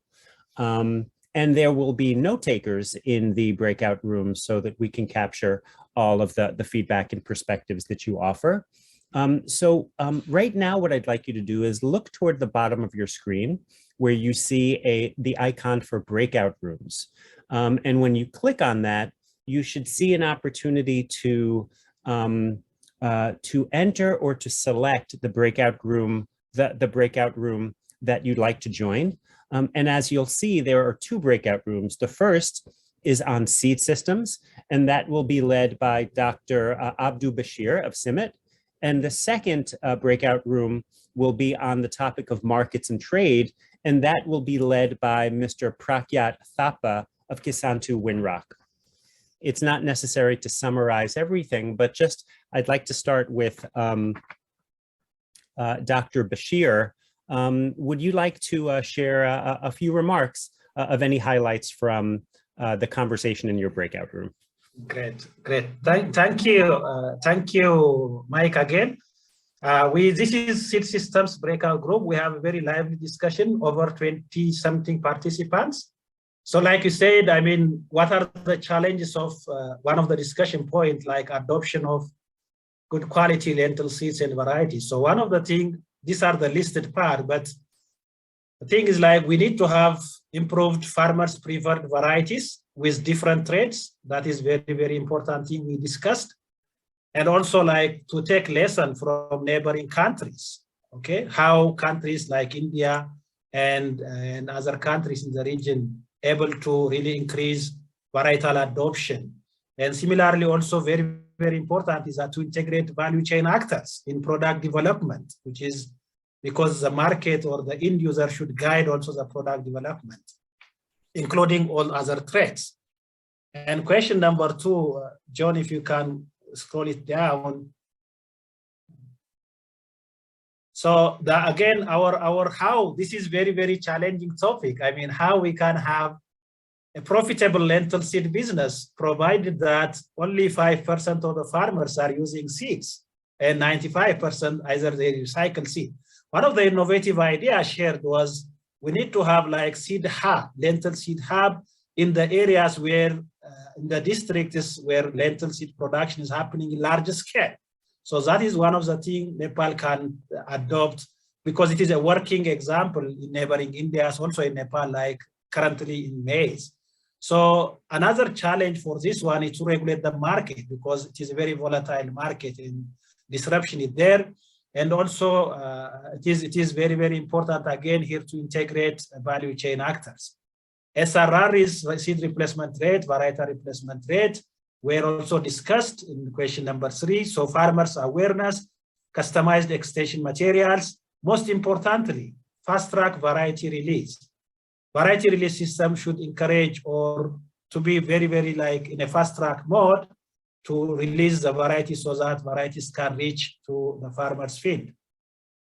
We have quite a diverse public, private, government stakeholders we have identified, but at least variety or product development will still continue to remain in the domain of public sector. That is for the case of Nepal. NARC will still remain the source for varieties, but seed companies also need to adopt good practices, private seed companies. But another most important concept is that we need to develop integrated seed systems approach in Nepal, where we can engage farmers, researchers, millers, produce processors, all the stakeholders across the value chain. The last but not the least, we need to explore or employ digital innovations. Now, Nepal has already developed digital enabled seed information system, but we can expand digital innovations with stakeholders. These are some of the points we discussed. Thank you, Mike. Over to you. Dr. Bashir, thank you so much. And also thank you to the note taker in that breakout room. It was very, very comprehensive and very, very helpful for incorporating those perspectives. So Mr. Thapa, over to you. Would you like to share a few highlights from your breakout group? Yes, thank you very much. Even the discussion in our breakout room was pretty lively with a lot of ideas and views from everyone. So the first question was the major constraints and trade barriers and gaps in Nepal for the lentil sector. In this, one of the major constraints that was found is the production itself. For that, there's limited or low quality of seed available, due to which the quality production is not there. Second is farmers don't have much knowledge about the production, and they don't consider weather that much. If they can actually get information on the weather data, so as it's impacted by the rainfall. So if they can do that, then that would be also helpful. The third is on the post-harvest side, where there's a lot of inert materials that are mixed with the lentils. And then on the aggregation side is also, since the production is pretty scattered and aggregation is a challenge, so there's a lot of aggregators in the market. And on the processing side, we have to compete with the internationally produced lentils from Canada and other countries as well. So although before Nepal had a price advantage of Nepali lentil, but now the price advantage has actually has reduced, and we have to be competitive in price as well. And on the suggested solutions is that first is that farmers need to have access to quality seed that has high productivity. And they also need to know information about better production practices. And the other thing is that since there's a lot of inert materials present in the lentils, so if there can be some sort of grading and sorting done at the farmers level or the cooperative level or the aggregator level, then it'll be easier for the processors, and the farmers can demand for better price. And even for the processors, when they get better quality materials, the processing cost goes down. So it's a win-win for both the sides as well. And finally, the last point was that if the government can state a minimum support price, as they have done in rice and other commodities as well, it will encourage farmers to produce more lentil. And we need to also focus on the flow of information from lentil millers to the farmers, so that as there's an increasing demand for lentil, but for some reason or the other, the production is not increasing. So if the flow of information and some kind of buyback agreement can occur between the millers, aggregators, and the farmers, then it will definitely help the overall lentil sector. So this was the overall discussion we had, and thank you very much for providing me the opportunity to lead the discussion. Thank you very much. Thank you. Thank you for being the moderator. From one moderator to another, I very much appreciate your taking the role. And again, thank you again to the note takers. There's a lot to capture, and the notes, of course, right now are rough, but they will be incorporated into the feedback from today. So we're going to move into the next part of the program, which is a panel discussion. I'm going to invite the moderator of the panel discussion and each of the panelists to briefly introduce themselves. And I'll call on you and really just tell us your name and the organization that you represent. Dr. Shrestha, can we start with you just telling us your name and role and the organization you represent? Thank you, Michael. This is Rudra. I'm Enabling Environment Director in the USAID for the Future Kishan project. I think my picture is not clear because of the light defect. Anyway, this panel discussion is basically market, trade, private sector engagement, and enabling environment. It is very important topic that we are going to discuss, and we have given 30 minutes for whole entire discussion. We have 4 panelists, and I would like to request all the panelists to complete your discussions within a given time. We have 4 panelists. The first panelist is Dr. Rajendra. He is Joint Secretary in the Ministry of Agriculture and Livestock Development in Nepal.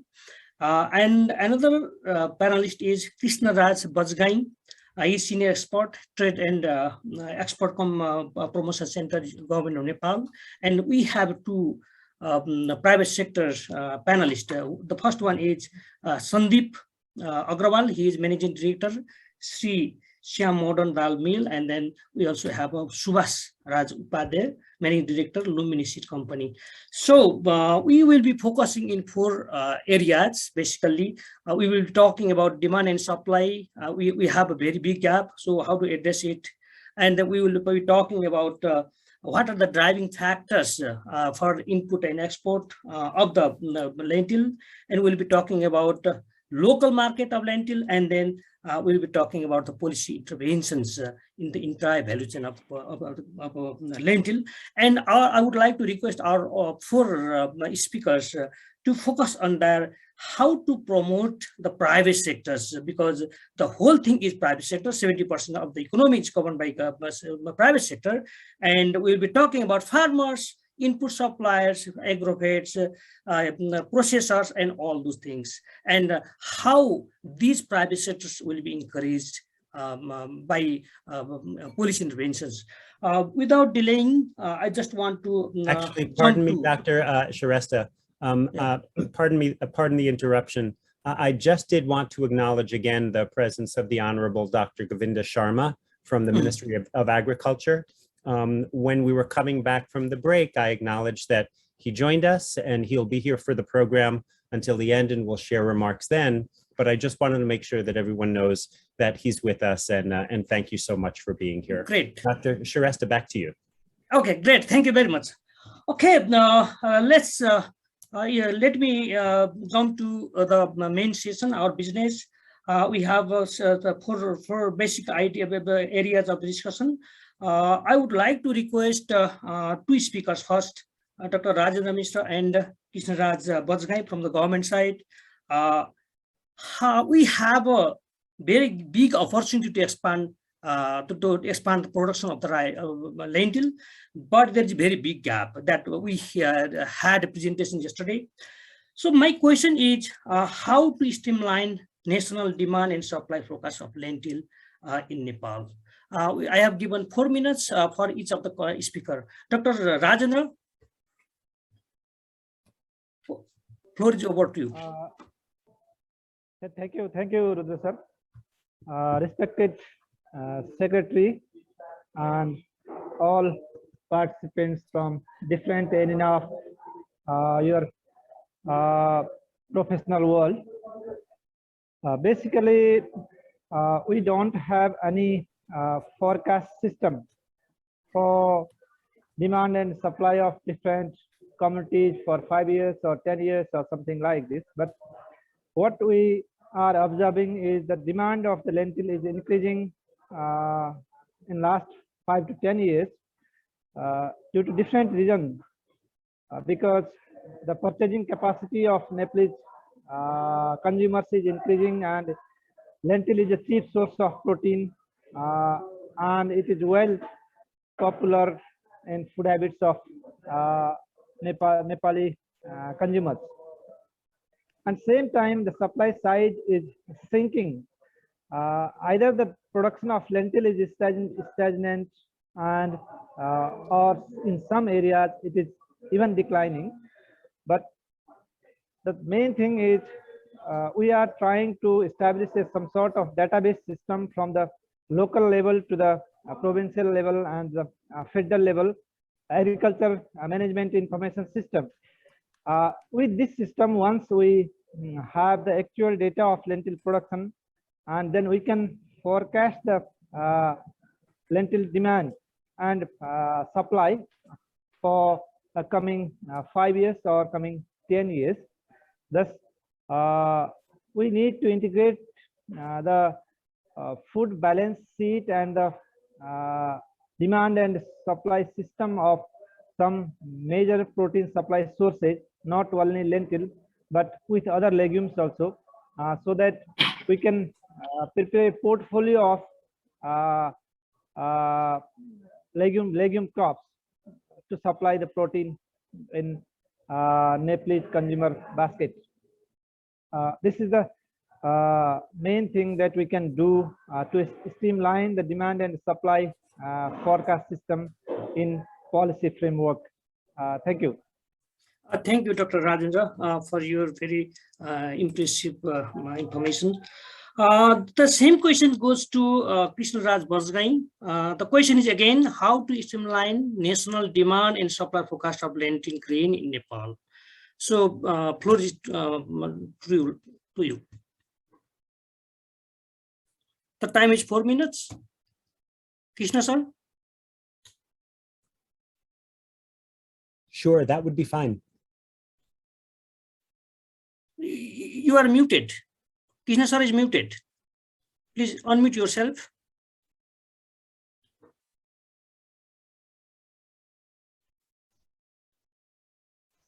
Also, if it's difficult to unmute right now, we can come back to that participant. Oh, okay, okay. Then can I move to the next question? Okay, I will ask again to Krishna sir about for these questions, but I want to jump to the second questions. The response to be from Subhash Upadhyay, Sandeep Agrawal, and Krishna again. Okay, the question is, what are the drivers factors influencing the lentil imports and exports? Since the import is increasing and export is decreasing, as compared to the 10 years back. So we want to reverse that situation. So what are the driving factors for import and export?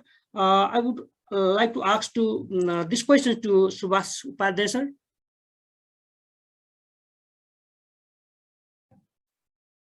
Subhash sir? Okay. Yes. Namaste and good afternoon to everybody. We all are working in lentil from last many years. We are known with our challenges and their solutions, though import of lentil is increasing and export is decreasing in Nepalese context. So I want to express my experience, either it is seed or food grains. The following issues should be addressed to improve the development and deployment of the lentil crops. The first issue is development of market-oriented varieties by fast-track research or speed research. This is the major things. Once we will have the good varieties, profitable varieties, then we can increase the production as well as the seed and the grains. The second thing is the meteorological informations or forecasting of climate. This is also hampering the production of both grains and the seeds. The third thing is selection of best lentil growing zones. As we discussed before, lentil hops. This is, I think, same as zones. Excuse me, sir. Our question is, what are the driving factors for import and export of lentil? Driving for export and import, what are the driving factors? No, if we don't have the proper technology, proper varieties, how we will have the seed or the grains? Okay, go ahead then. Then only we can go to the market or the trade. So first of all, we have to do these things.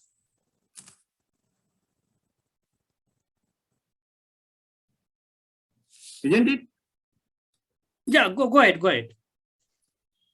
And if we don't have the production, then how we will go in the market or in the trade? So we have to increase the productions. So there are many factors affecting the productions. Another factor is mechanization, lacking of mechanization, and development of use of proper irrigation methodology.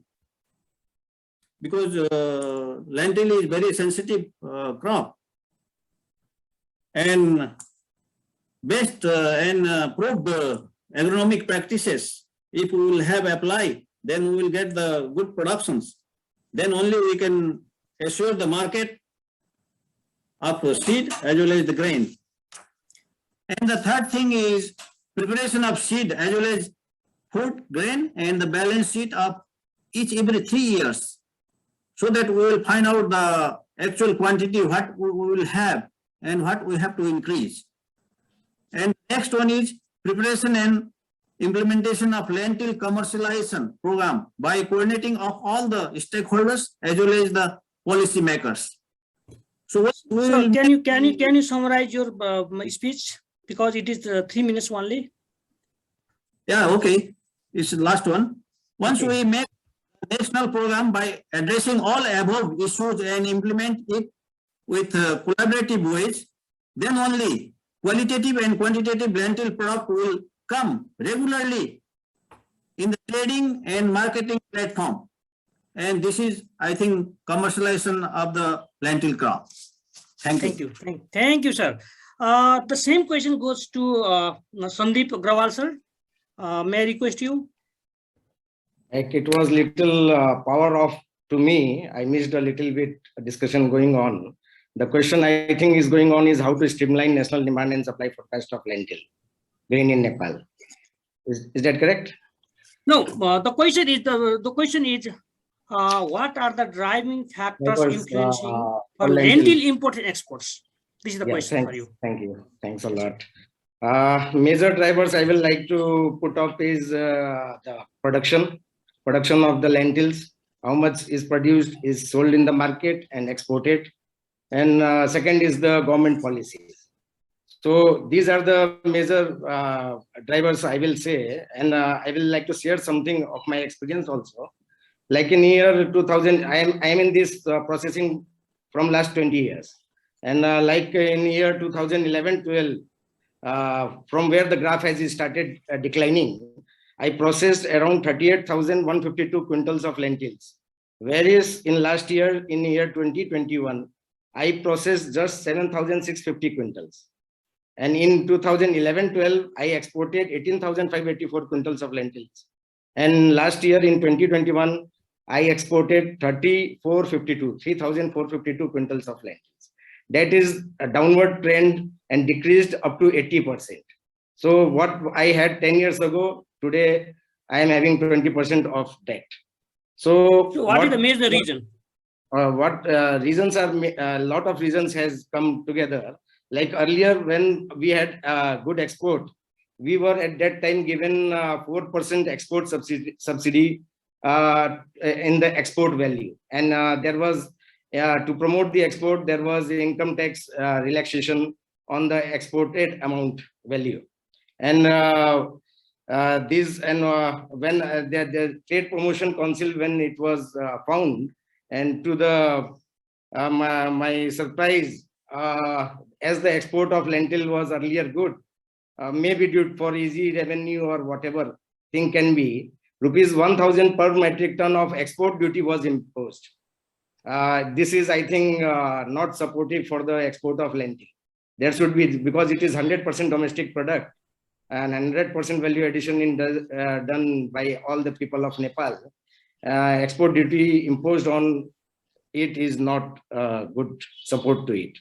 And like that, those 4% subsidy and 1,000 rupees per ton export duty accounts to be around rupees 8,000 per metric ton of the cost of the lentil, which we are exporting. And when we have the major players like Canada and Australia, where they have big farms, and in Nepal, the farmers are doing farming in small lands, small size of lands, such cost of 8,000 won't be permissible. Like we won't compete in Bangladesh market. We have 96-95% market as Bangladesh market. Oh, they like Nepali dal. So this is the government policy matter. And about production, I will echo again. I will share my experience from last 3 years, which was not earlier there. From last 3 years. Its time is already off. It is only for 3 minutes. Maybe later we will more discuss about it. Okay. Okay. Thank you very much for this very important information, including the production and also export constants. May I request now Krishna Bajgai sir again the same question, because the Krishna sir is working in the exports promotion center. So the floor is to you, sir. Krishna sir. Rudra sir, thank you for your question. First of all, I would like to thank the organizers for organizing this kind of very important meeting on Nepal's lentil. First of all, I would like to share some data regarding Nepal's export and import of lentils. Sure, I want to request you. Time is only 3 minutes. That's why I want to request you just to focus on the matter. What are the driving factors for import and export? We know the data. import. We don't have enough supply of lentils, which are produced in Nepal. So supply side is the main factor that are driving force for the import of lentils in Nepal. And the reason behind is that the land which was previously used for the cultivation of lentils are now used for non-agricultural purpose, for example, housing, plotting, etc. That's why the production of lentil is decreasing, and the import of lentil is increasing annually. And the rate of increase of import is at alarming rate. This is the main factor behind the import of lentils from Nepal. And export. For example, Sri Lankan importers, Sri Lankan consumers, Bangladeshi consumers prefer Nepali lentils because of the because Nepalese lentils are not hybrid lentils. That's why they prefer Nepalese lentils. If we continue to export indigenous lentils based on indigenous seeds, then our export to Sri Lanka and Bangladesh will be increasing future. Otherwise, the decrease will be continued. That's all, sir. Okay, very great, sir, great. I just want to ask you for three speakers that if we are talking about the import and export, it is related to the competitiveness, right? So how do you think the Nepalese lentil is competitive in terms of price and quality in the global market? The question is for all of you, whoever want to give the answer. And Dr. Shrestha, excuse me, I just want to let you know we've got 5 more minutes for the panel. Okay. 5 more. Okay. Then we will jump to the next questions. The next question goes to Subhash Upadhyaya and Sandeep Agrawal. What are the major interventions required to enhance local lentils market? Time is 3 minutes for each. Subhash, sir. Yeah. Very shortly. I'm sorry. I just wanted to be clear that we have 5 more minutes for the entire panel, and then we have to move on. Only 5 more minutes. Okay. Just jump to the point directly. 1 minute. Subhash, sir. Yes, sir. This lentil production program should be included in the national program. Then in other crop, they have lot of subsidies program. They are running in rice, wheat, maize.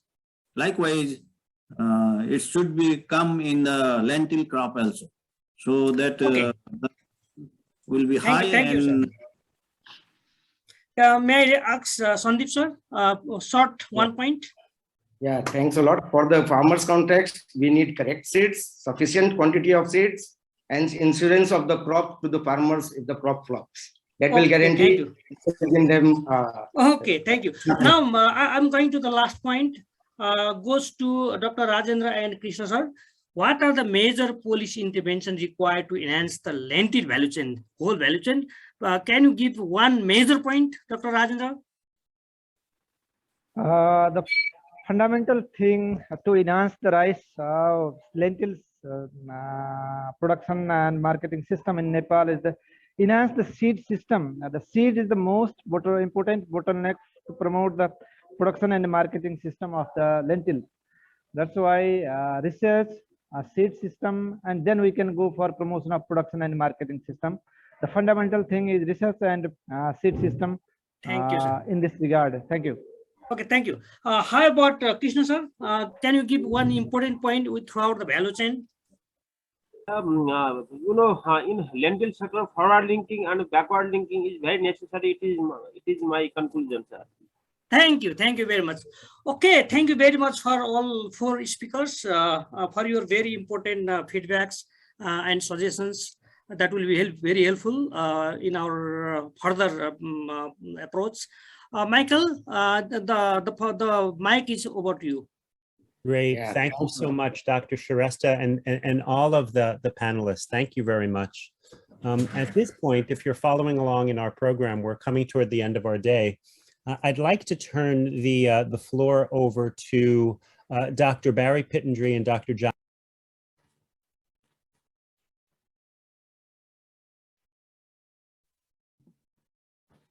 You muted, Michael.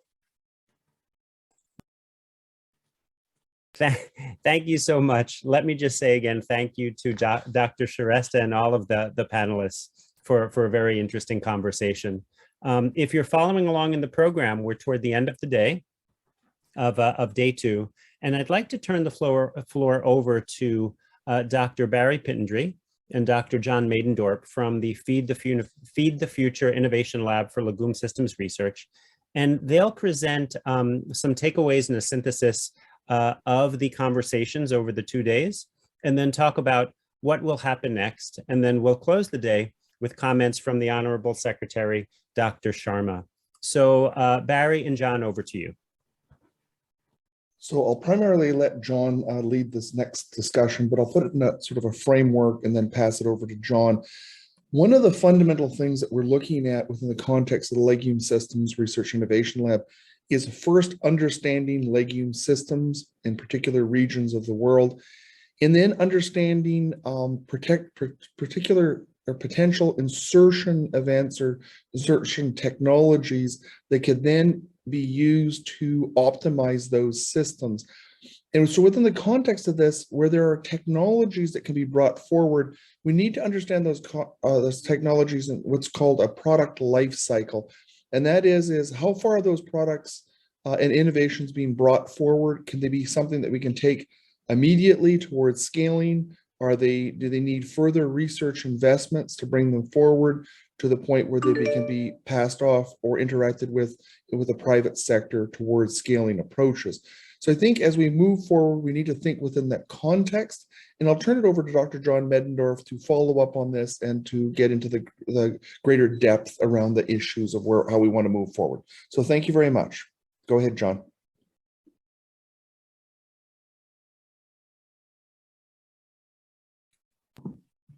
Sorry, I had trouble finding my microphone. Yeah, thank you, Barry, and absolutely right. We want to drive the conclusions of this 2-day stakeholder meeting to specific technologies at some point. And when we get to the point of recommendations to the mission, we want to be able to give them some specific recommendations as to what types of technologies to support as a mission. We're going to give you now just a brief overview of the priorities that we've identified as a result of this workshop. These are a little thin yet. We're still processing some of the comments. So I know that not everything is captured here, especially the last discussion from the panel is not yet captured here. So this will get a little bit more detailed and a little bit richer before we send it to you in the forum. But basically, these are the priorities that we've identified for each area based on the presentations, the chats, the breakout groups, and the panel discussions. For agronomics, better seed systems, increasing genetic diversity, addressing stress, all kinds of stress through varietal development, and especially waterlogging, is essential for better agronomics. A better climate forecasting and information dissemination, especially early warning systems, are important. Better bundled training at farm level for use of inputs, soil health in conjunction with IPM, and better government and private sector investment in lentil. It's not part of the policy structure of agriculture right now, and it perhaps should be. And the need to pay attention to local cropping systems and also the actual locations, that there's a variety of circumstances for which lentil varieties need to be developed, and that these need to be taken into account. There's not a one solution, a single solution to all of the varietal needs of Nepal. In terms of IPM, emphasis on integrated, including biotic and non-biotic control, better information services, especially for early warning and smart application of controls, and more proactive activities, such as looking at soil health, genetic diversity, and varietal development in order to avoid pest invasions, rather than just reactive approaches. For genetics and breeding, We identified improved genetic diversity, integrate land races into breeding programs, connecting breeding to market preferences, integrating the value chain in that way, focus on stress resistance, especially water logging and associated disease and pests, focus on varietal replacement, and pay more attention to local varietal needs and differing cropping systems. This was also part of the first group. For seed systems, increasing variety, the availability of new varieties is essential. It's not just enough to develop new varieties, but to make them available to farmers. Incorporate demonstration trials for farmers because seeing is believing. Support the creation of seed production hubs. Develop and build the capacity of cooperatives to produce their own seed, and stabilize lentil markets through policy by reducing barriers for trade. For markets and trade, we need to examine lentil trade policies and develop a policy framework for import-export that will give farmers some guarantee that their crops will be in demand in the markets. The quality of lentil is important, and storage must be improved in order for Nepal to be competitive, both in domestic and international markets. Informal trade must be recognized. It's happening. It has to be regulated somehow, and more importantly, it has to be incorporated into the value chain. Improved varieties are the key for competing in local and international markets, and production must be assisted through improved irrigation drainage systems. Lentils can be very profitable in the end, and this is from comments from the private sector. And for nutrition and gender, support for cooperatives is important for increasing women's participation, greater attention to biofortified lentils through low-cost phenotyping tools, greater integration of women in the early stages of the value chain, especially varietals in the varietal selection, and closing the gender gap by gender-inclusive digital tools, making information more accessible to women, both through extension services, but also through innovative digital tools that allow access for women to information that is vital for both production and post-production. So these are the priorities that we've identified. Like I said, we'll incorporate a few more things from the panel discussion that just occurred, and we will circulate these to all of you. You will be given opportunity to rank these in terms of what you think are the most important to the least important.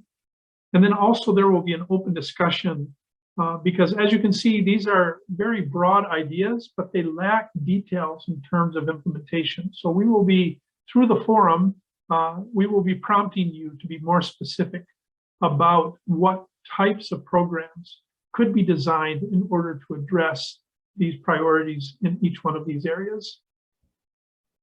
So once again, what we did today is we presented the prioritized recommendations for each area, but this is an ongoing process. So as we close this forum, you will be receiving an email inviting you to a broader forum, an online forum, where you will have opportunity to vote on the ranking of the priorities that have been identified so far through the discussions that we've had in these 2 days. And then also to include your comments on each one of those areas so that we can give more specific recommendations in terms of what types of programs would be necessary in order to address these priority areas. Once again, this will go to the mission for recommendations for funding in the future, and this will allow them to have some very specific ideas on what types of activities would address the priorities that have been identified through both your votes and through your comments in the open forum. That open forum will be open for 2 to 3 weeks. We'll see how things go. We know the holidays are coming, so we want to make sure to give you enough time. And then after we close the forum, we will put together a list of prioritized recommendations for the mission as to what types of activities could potentially be funded in order to address the priorities needed for the lentil sector in Nepal. So with that, I think we've given a clear picture of how this will proceed. You can wait in the next few days, not only for the materials from the workshop, but also for the email inviting you to that open forum. So thank you, everyone, for your participation. This has been really great. And with that, I'll turn it back over to you, Barry, for closing comments, and then back to Michael. I shall pass it over to Michael, and then, so I guess, but before I pass it over to Michael, I'll just do my closing remarks, and then Michael, you can do the final steps if you don't mind, if that works for you. So just broadly speaking, on behalf of the Feed the Future Innovation Lab for Legume Systems Research, it has been our pleasure and privilege to collaborate with you and many amazing organizations and individuals who work so hard to bring this, bring you to this workshop. And although there are numerous people who have gone over and above the call of duty, I'd rather like to focus on my thanks to our partners and collaborators collectively. As we all know, there are often many individuals who stand behind and hold up those who are in the spotlight. And just as we are focusing on the collective efforts of every participant attending this workshop today, is the collective spirit that I would like to acknowledge. I'd first like to thank USAID and I'd like to thank USAID and the Nepal Mission for partnering with us and for their vision to make this workshop a reality. I'd like to thank the collaborating partners, the Nepal Ministry of Agriculture and Livestock Development, the National Grains Legume Research Program at NARC, and the Nepal Seed and Fertilizer Project at CIMMYT. And I'd like to thank the Legumes Lab team. So I'll pass it over to you, Michael, for the next steps in the program, but I'd like to thank everybody for all their efforts to take us to this point today. Thank you. Great, Barry. Thank you so much. So at this point, it's my pleasure to introduce Dr. Govinda Sharma, Honorable Secretary, Agricultural Development, Ministry of Agriculture and Livestock Development. Dr. Sharma, thank you so much for your patience, and the floor is yours. I would like to thank all organizers, Feed the Future, USAID, and all other partners who are actively engaged in organizing this event. Actually, lentil is one of the important crops, legume crops in Nepal. In the past, we used to export lentil, but these days we are importing lentil, and this is because we have a domestic increased demand and a limited production in the area. So major factor related to the production is a major seed quality, right? The seed quality, we need to assure the farmers and the cooperatives in production of the seed and also ensuring seed quality. And another is one this wilting problem is major in the lentil, and this has caused a great loss in the production potential. Actually, the productivity of the lentil in Nepal is around 1.2 metric ton per hectare, but we could improve at least at least double the production if we can manage all these things. Among the other things that we need to improve is a post-harvest production system and processing, and also for this we need to engage the private sector engagement for promoting lentil-based value chain. And as the farmers, they are not assured of their market. We need to improve buyback guarantee and provide price parity support so that the farmers can produce their legume crops and they have better assurance of the market. So these are some of the issues that, as rightly mentioned by our Joint Secretary and Mr. Shivaji and others, development of market-oriented variety is also one of the factors. Because the farmers, some of the farmers, they need whole grain variety. And we have Nepal has another thing I would like to mention is Nepal has two types of climate. One is Tarai, which would be tropical type, and one is hill station where we can improve some special type of lentil. Major production area lies in Tarai, but there are few areas where in the hill also, and this has some import value or some better quality lentil. So I would like to thank you everyone for providing the support, and government of Nepal actually wants to work together hand in hand with all the partners and private sector engagement and research institutions. So thank you, Michael, for providing me this opportunity to provide my experiences with all this by mobile set, and also thanks Sanjeev ji for letting me connect with all the participants. My apology for not being able to correct you all directly through the Zoom. Thank you everyone.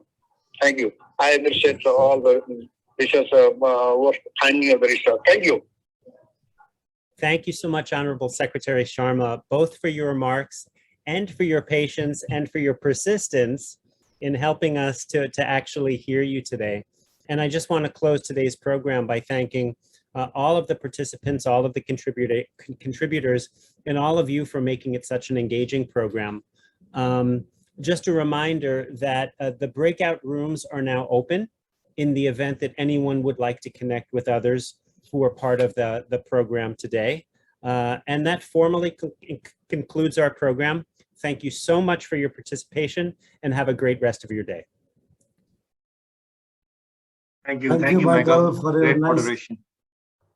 very nice. Thank you so much. Great. Thank you everybody for attending, and thank you everybody. USA. Thank you, everybody. Thank you. Bye. Thank you, everyone. Thank you. Bye. Thank you all. Thank you, everybody. Thank you, everyone. Thank you so much.